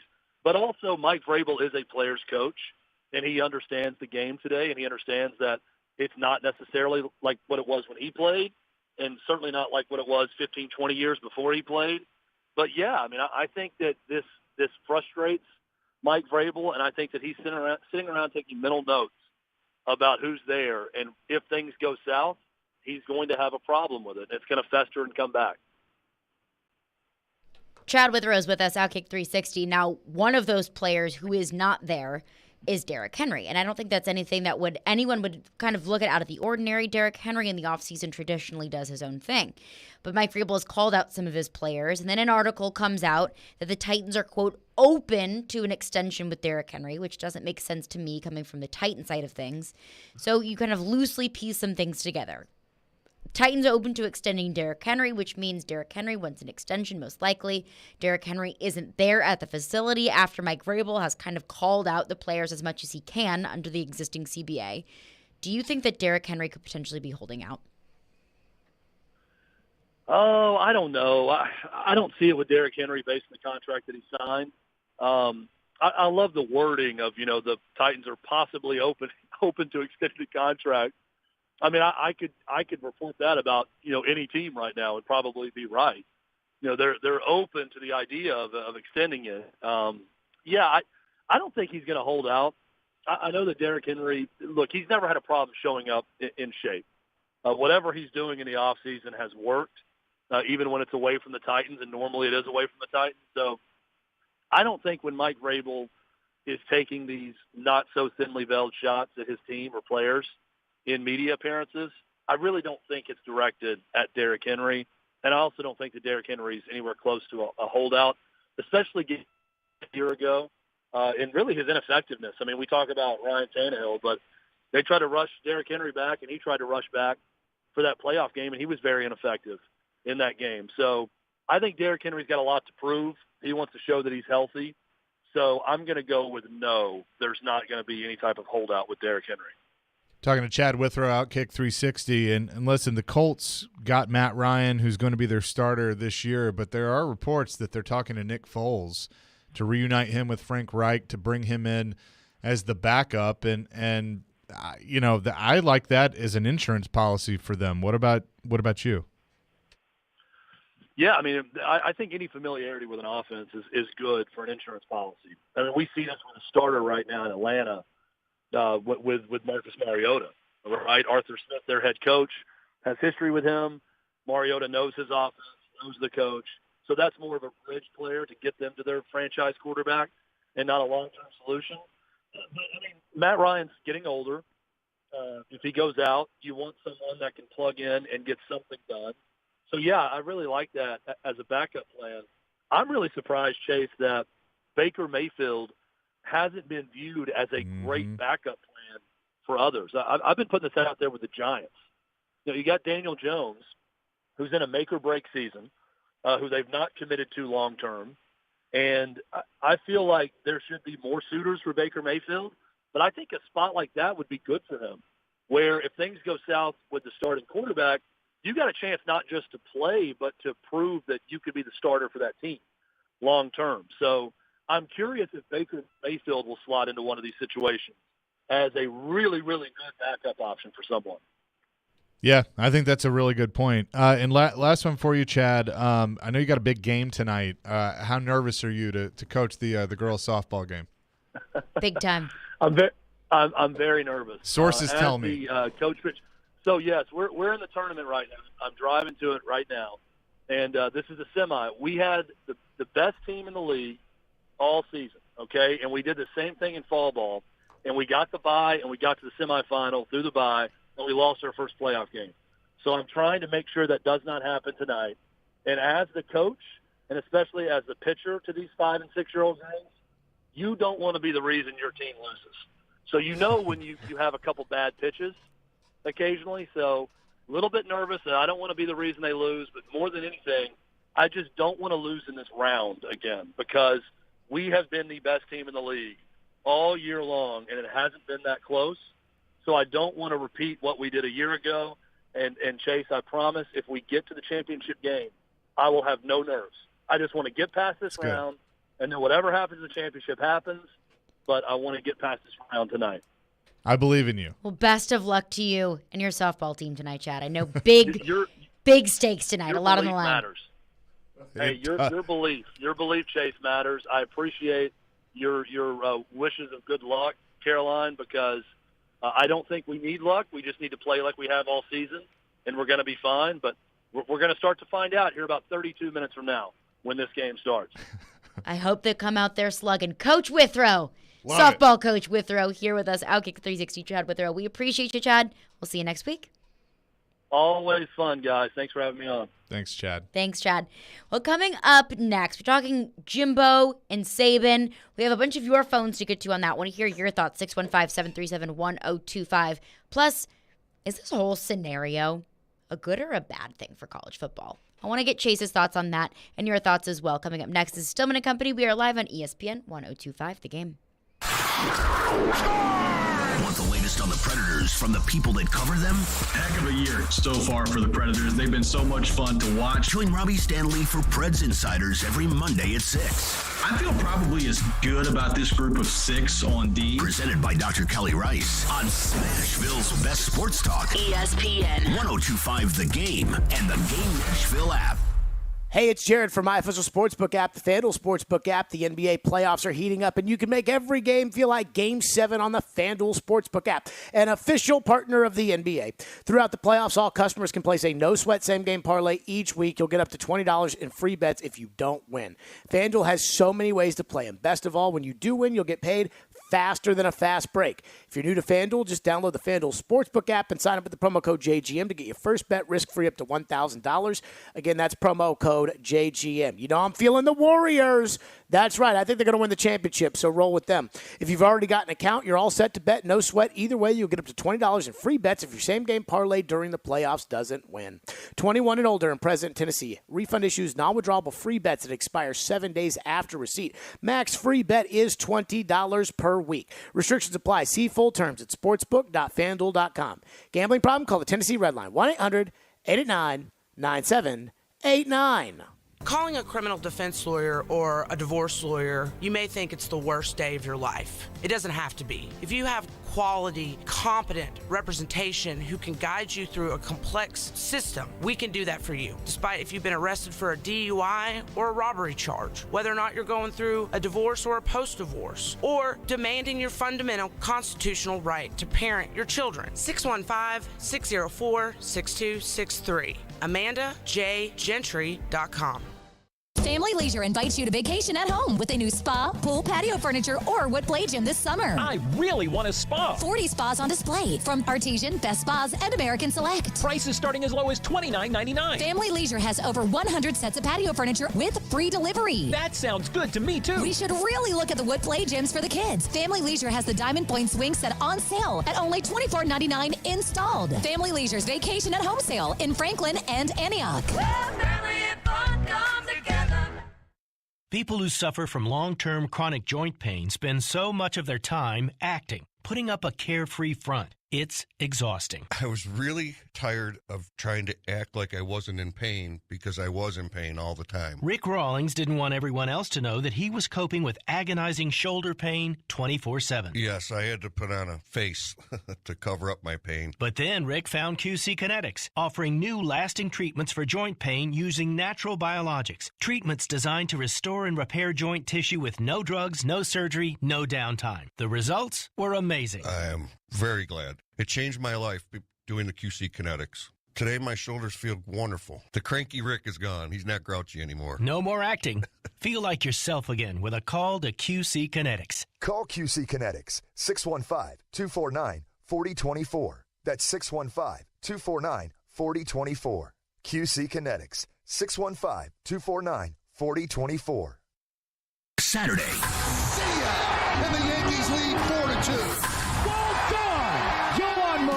It's a battle in the American League as the White Sox take on the Yankees. Coverage begins at 11:30 a.m. on ESPN 1025 and 1063 The Game and the Game Nashville app. Hey, Nashville, this is Dan Lebitard. You're listening to Nashville's best sports talk, ESPN 1025 The Game. Jimbo Fisher and Nick Saban in the feud of the college football century. I have to expect. I don't think we're going to get any better than this. But I think my biggest question from here is not just what will come of this, but also, Is this a good or a bad thing for college football? Because I've heard both sides of it. I've heard people saying, this is such a bad look for Nick Saban. Nick Saban is the poster child for college football. If he comes out and starts taking shots, then what does that mean for everyone else? It's just going to be jabs and behind the back shots everywhere, and then Jimbo coming out and just throwing a press conference to essentially just air Nick Saban's dirty laundry. But I think this is actually a really good thing for college football. Oh, it's perfect for college football on May 20th when there's nothing going on. We've talked for over an hour about college football on May 20th, and when would we have ever done that? And we're sitting here 2 months away from SEC Media Days, and it's got 2 months to bubble and to simmer. And this is not something that's leading the news cycle anytime soon. So let's see. Let's see if I can read the tea leaves a little bit. Who do we think speaks first? Do they put Jimbo up first or Nick? Ooh. I go Jimbo. And then Nick gets to respond. Because it went Saban, Jimbo and they're the this same time. Day, because then they got to be in the same building. They have to be in the same building, and then the reporters are all together. Yes. Ooh. Give me that. Back to back, where one of them has to wait for the other to finish. Yeah, that could be it. Well, they spread it out enough that, they're doing other things. But, I think you try and put them on the same day. I think so, too. But then also, do you want to spread out the drama? Because you put all the drama in one day. And, of course, there's going to be plenty of off-season storylines that come up throughout the summer. But this is going to be the biggest one. There will be other drama. Because you still got the lane train that's got to run through. Classic. So He'll be on a different day. He will. I got to enjoy last year because I was in they do the big room with all the writers, and then they bring you into an electronic media room for a smaller deal. And I was in that with him and asked him a few questions. So, there still will be drama. But the question, is it good for college football? Is NIL good for college football? Yes, because they needed it. Mm-hmm. It was already happening. So you basically – and it's the right thing to do. And they deserve to get paid for name, image, and likeness. Is the stuff between Saban and Jimbo good? Yeah, I think it just creates more controversy. Mm-hmm. The question is, how far out of hand does the NCAA and the conferences want to let this get? And this is where, once again, it all comes back to one thing, that you got to have some sort of regulations, because you don't.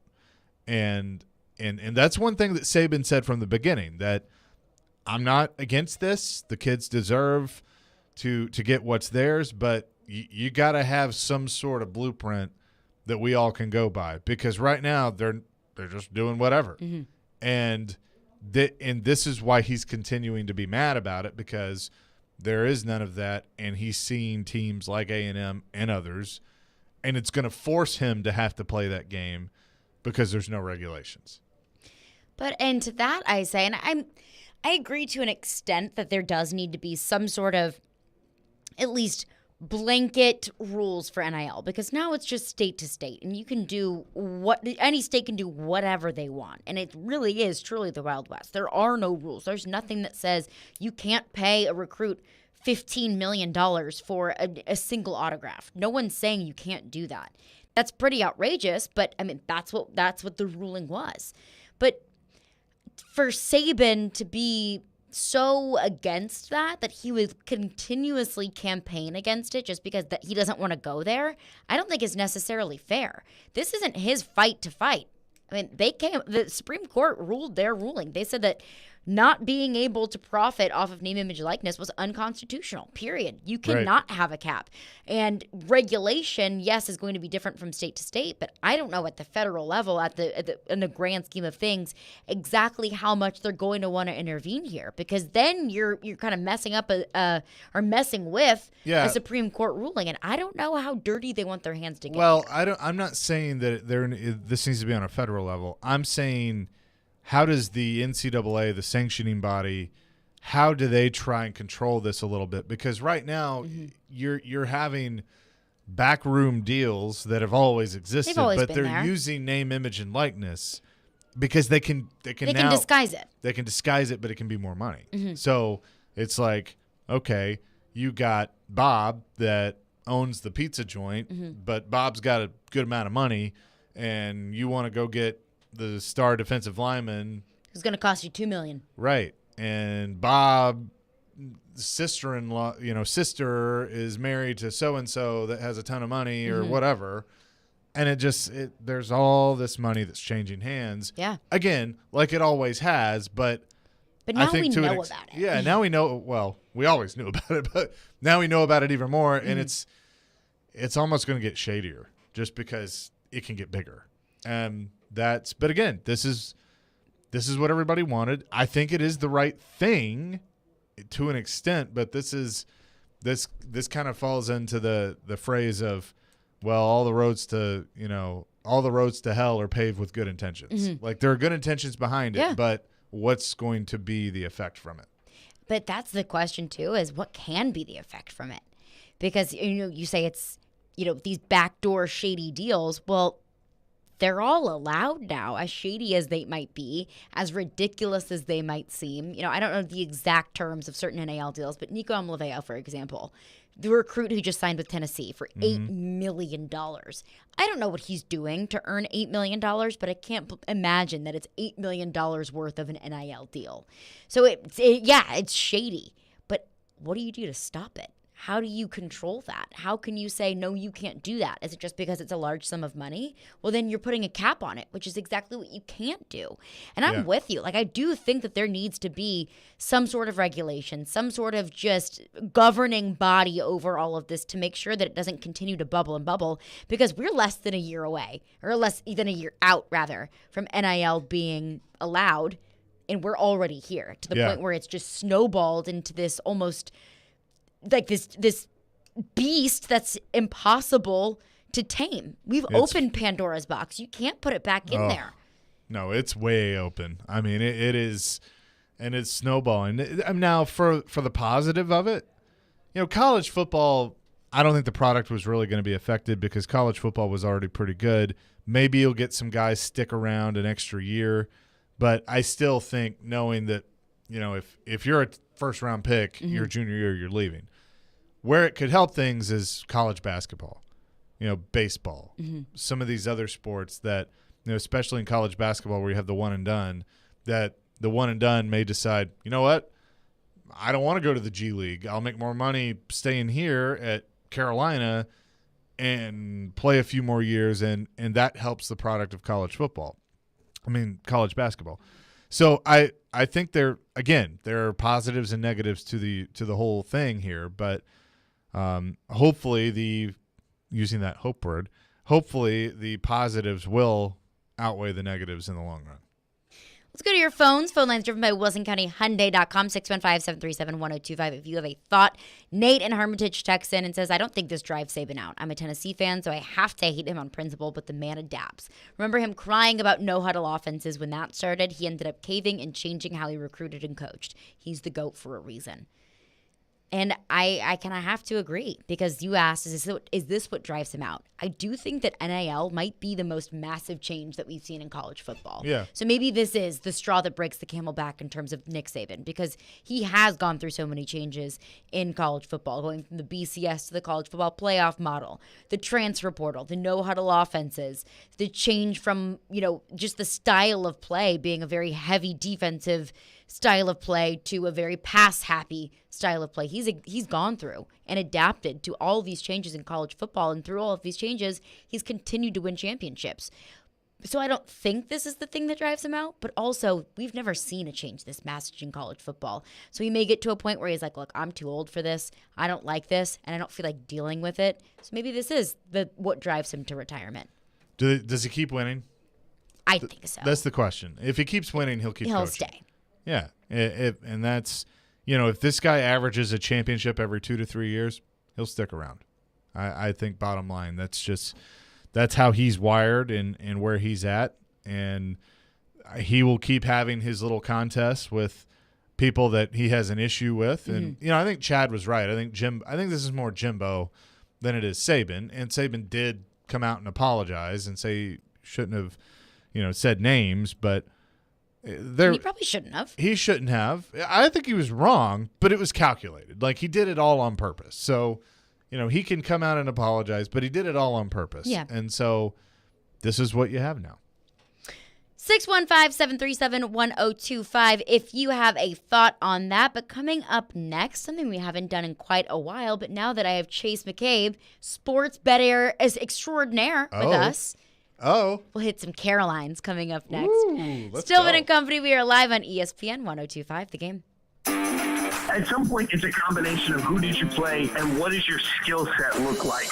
Get the best analysis of the big stories in the sports world with ESPN's Jason Fitz. If you reach for a quarterback in the draft because you need one, you're going to set your franchise back 5 years. Join Fitzy every Wednesday at 4:30. Presented by Blood Assurance. Jason Fitz. I am 5'9.5" on ESPN 1025 and 1063 The Game and the Game Nashville app. This is Chef John from Kitchen Notes at the Omni Nashville. Inviting you to come join us for breakfast and lunch. We are offering some exciting new menu items. For breakfast, we have a smoked prime rib hash. Comes with a sunny side up egg, hominy, caramelized onions. It's a great start to your day. We are featuring a sourdough pancake made with a sourdough bread starter. It's a fun spin on the classic buttermilk pancake. As always, Kitchen Notes is serving biscuits all day. Come join us and create a memorable experience here at the Omni Hotel. Food is all about memories for us. We'd like you to start a new memory here at Kitchen Notes in the Omni Hotel. Breakfast at Kitchen Notes in the Omni Nashville Hotel. In a world where human interaction seems to be reduced to chats and clicks and emails, where transactions are measured only by speed, where corporate policies overrule common sense, sometimes you just want to go old school.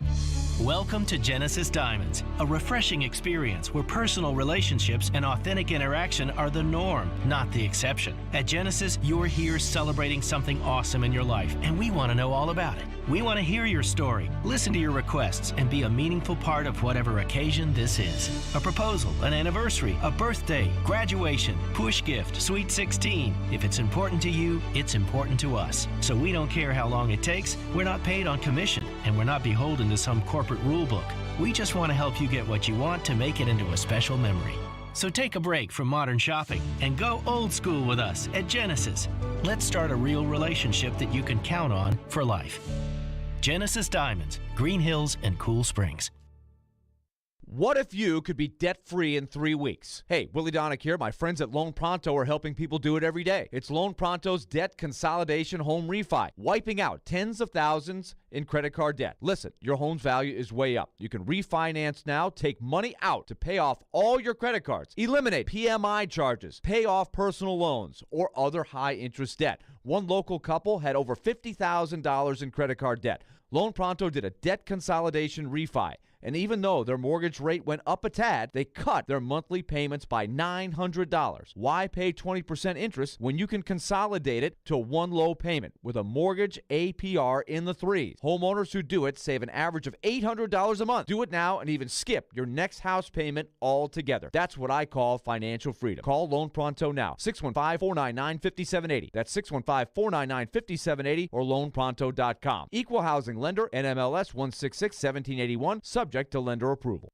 Inside knowledge on the Titans. Todd Downey's got his notepad out right now, just writing things out. Ooh. Inside knowledge on the Predators. They can go right into the forecheck, and boom, you get a beautiful goal from Colton Sissons. And then there's a team in Knoxville. How excited should Tennessee fans be by what they've seen from Josh Heupel in year one? Wake up and hang out with Robbie and Rexroad. Weekday mornings from 6 to 10 on Nashville's best sports talk. ESPN 1025 The Game and the Game Nashville app. Watch live on Twitter, Twitch, and YouTube. You're listening to Stillman and Company. presented by TriStar Moving On ESPN 1025 and 1063 The Game and on the Game Nashville app. ESPN 1025 The Game, and I have something to tell everyone. That's very important. It says you can watch us streaming live on Twitch, Twitter, YouTube, and Facebook Live every day, presented by the law offices of Amanda Gentry. And you can tune in for Nashville Sounds Baseball tonight at 6:35 p.m. on ESPN 94.9 as the Sounds take on the Louisville Bats, AAA affiliate of the Cincinnati Reds at First Horizon Park. Sounds Baseball on ESPN 94.9, presented by 312 Pizza, Farm Bureau Health Plans, and Spirited Hive. Now, before we get into our picks of the night, Kevin texts into the text line, driven by WilsonCountyHyundai.com, and brings up something that I think a lot of people are thinking and says, essentially, there's nothing that the NCAA can do in the Supreme Court ruling that they made very clear that the NCAA is not to make any rules or restrict any athlete's ability to make however much money they can make. which is true. They cannot put a cap on NIL. But the NCAA already came out a couple weeks ago and said they wouldn't tolerate collectives. Now, how are they going to enforce it? I don't know. What are they going to do if they do find somebody guilty of being paid by collectives? I don't know. That's the NCAA's dealing. But that's already that the NCAA... They don't know either. Yeah, they don't know either, and I don't think they're going to do anything. But it's nice to say. So that's already a way that the NCAA has been able to kind of navigate the Supreme Court's ruling and also try their best at trying to put some sort of regulation on NIL. No, you can't have a cap. No, you can't limit how much a player can make. And no, you can't do any other sort of restrictions. But we've already kind of seen the NCAA kind of intervene here and do what they can. Without further ado, it's time for Caroline's. Get in on the action. Put the money on the mahogany. What's on tap on the sports books? It's time to break it all down with Caroline's. Here on Stillman and Company. On ESPN. 102.5 The Game and the Game Nashville app. Oh, it sounds so good to hear that music. It's been a minute. Well, Chase. I'm so You're honored. our guest of honor today on the Stillman and Company featuring Caroline and Fenton program. Your first choice for Caroline's tonight. What is your pick of the night if you're prepped and ready? Oh, you know what? I'm not, so you go ahead. I'll go ahead. My first pick of the night, Golden State taking on the Dallas Mavericks tonight. Now, Golden State put a whooping on the Dallas Mavericks in Game 1, 100-something to 80-something. I don't know the specific score, but that'll give you enough. That the Golden State Warriors just put an absolute whooping on Dallas in Game 1. And I think that the Warriors give themselves a 2-0 lead on the series tonight. The Warriors just have way more talent and have way more reliable depth players. You look at Jordan Poole, who had 19 points in Game 1. You look at Andrew Wiggins, who also had 19 points in Game 1.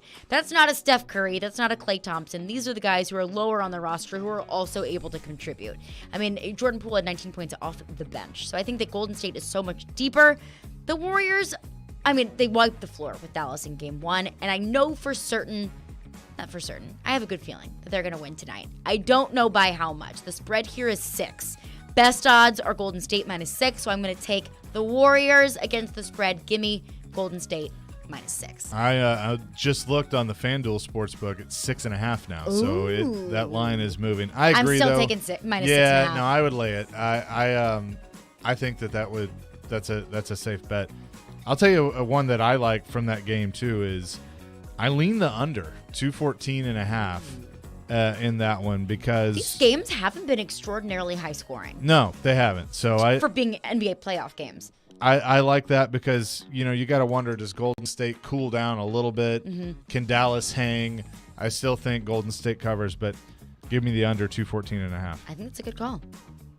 Elijah. Now, here's a fun stat about the number of it being 6.5. It might scare a lot of bettors to be able to take the cushion and take Dallas here. But if you think the Warriors are going to win, go ahead and do -6.5 because out of the last 29 NBA playoff games, 19 have been decided by 10 or more. There've been a lot of blowouts. If a team's winning, they're usually covering in these playoffs. Which is interesting in a playoff setting. There have been so many blowouts, especially at this point in the season. There have been a lot, so there's not many right here. But one direction I'm going tonight, Calgary, Edmonton. We had 15 goals in Game 1. You're not going to get 15 goals tonight, but it's going to be maybe not overtime. We're hitting the over there. Are you I'm going to fade you there. I'm fading you there. I'm doing the under. Nope. Give me the under. Give me the under. I mean, I'll look at you. The Avs-Preds series, for example. Game 1, over hit with flying colors. Game 2, it was a 2-1 just shootout. Mm-hmm. So I think in the way that I've seen that a lot of these Stanley Cup playoff games have gone, when they zig, they zag, high scoring, low scoring. Where there's a Mike Smith, there's a way. And there's going to be a Mike Smith in net for Edmonton tonight. And I'll take with as good as Markstrom's been, he's been fantastic. He got lit up pretty easily by that Oilers line, which is the best in hockey right now. Draisaitl and McDavid have been out of this world. And if the Oilers are going to win, the Oilers are going to win. Oilers. If the Oilers are going to win, they're going to need to score 4 goals. So yeah, I don't think they're going to win. I like Calgary. Calgary -178 on the money line. Don't love that. But I think Calgary's the better team. Another hockey game I'm taking tonight, Carolina, New York. Give me the Canes on the money line. Canes lead the series 1-0. I think they make it 2-0 tonight. So game 1 in New York out.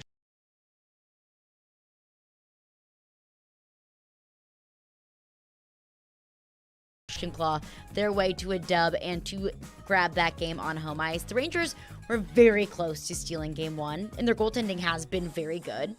And I think Carolina went 0-1 on the power play in game 1. I think that their power play unit comes back prepped and ready.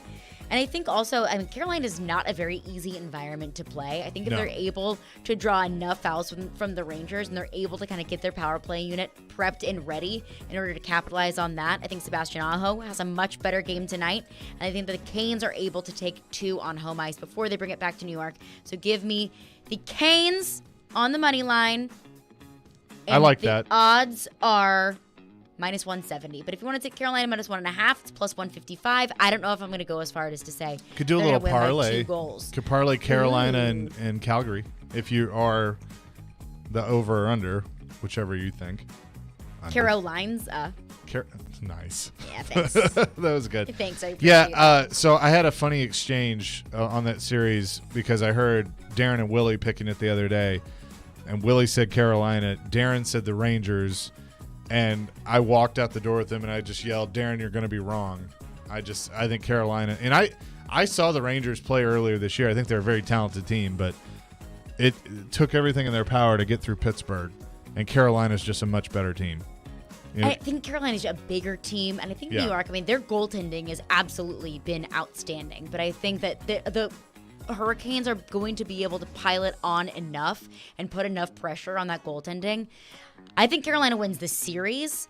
I don't think it's going to be a sweep by any means. I would say Carolina in 6, I think is a fair assumption there. All right, I'm going to give the people something tonight. Rick, take notes. Sebastian Aho anytime. And in the late game, Johnny Hockey anytime. Ooh, parlay those 2 together. That's a good one. That is an interesting one. There you go. On the Caesar Sportsbook app, Andrei Svechnikov and Zibanejad each score a goal tonight, +850. Ooh, I like that. Sprinkle it. I like that. I don't like that. I don't mind it at all. Don't mind it at all. That is going to do it for us today. Caroline Fenton, Chase McCabe coming up next. We've got the 6 with Elijah Campbell. What are we talking tonight, Elijah? 6. We're going to be leading off with some of that Preds press conference. I have some thoughts on the direction. Was there a press conference? Fringe. Yeah. Contrary to popular belief, it did exist, and we have evidence that even Caroline was there. But Caroline asked a question that was answered. That Sources say, allegedly. But I'm going to break down that. I'm going to talk a little bit about the Jimbo Fisher-Nick Saban feud, which is the one story I've been waiting for forever. And then lastly, we're going to get into Golden State and Dallas because that is going to be on our airwaves after me. So I'll give you all the latest on that game leading up to it. We'll be sure to stick around. I know Elijah has got some great insight on the Jimbo Saban feud on the Preds press conference. Caroline Fenton, Chase McCabe, Stillman & Company is back at 2 o'clock on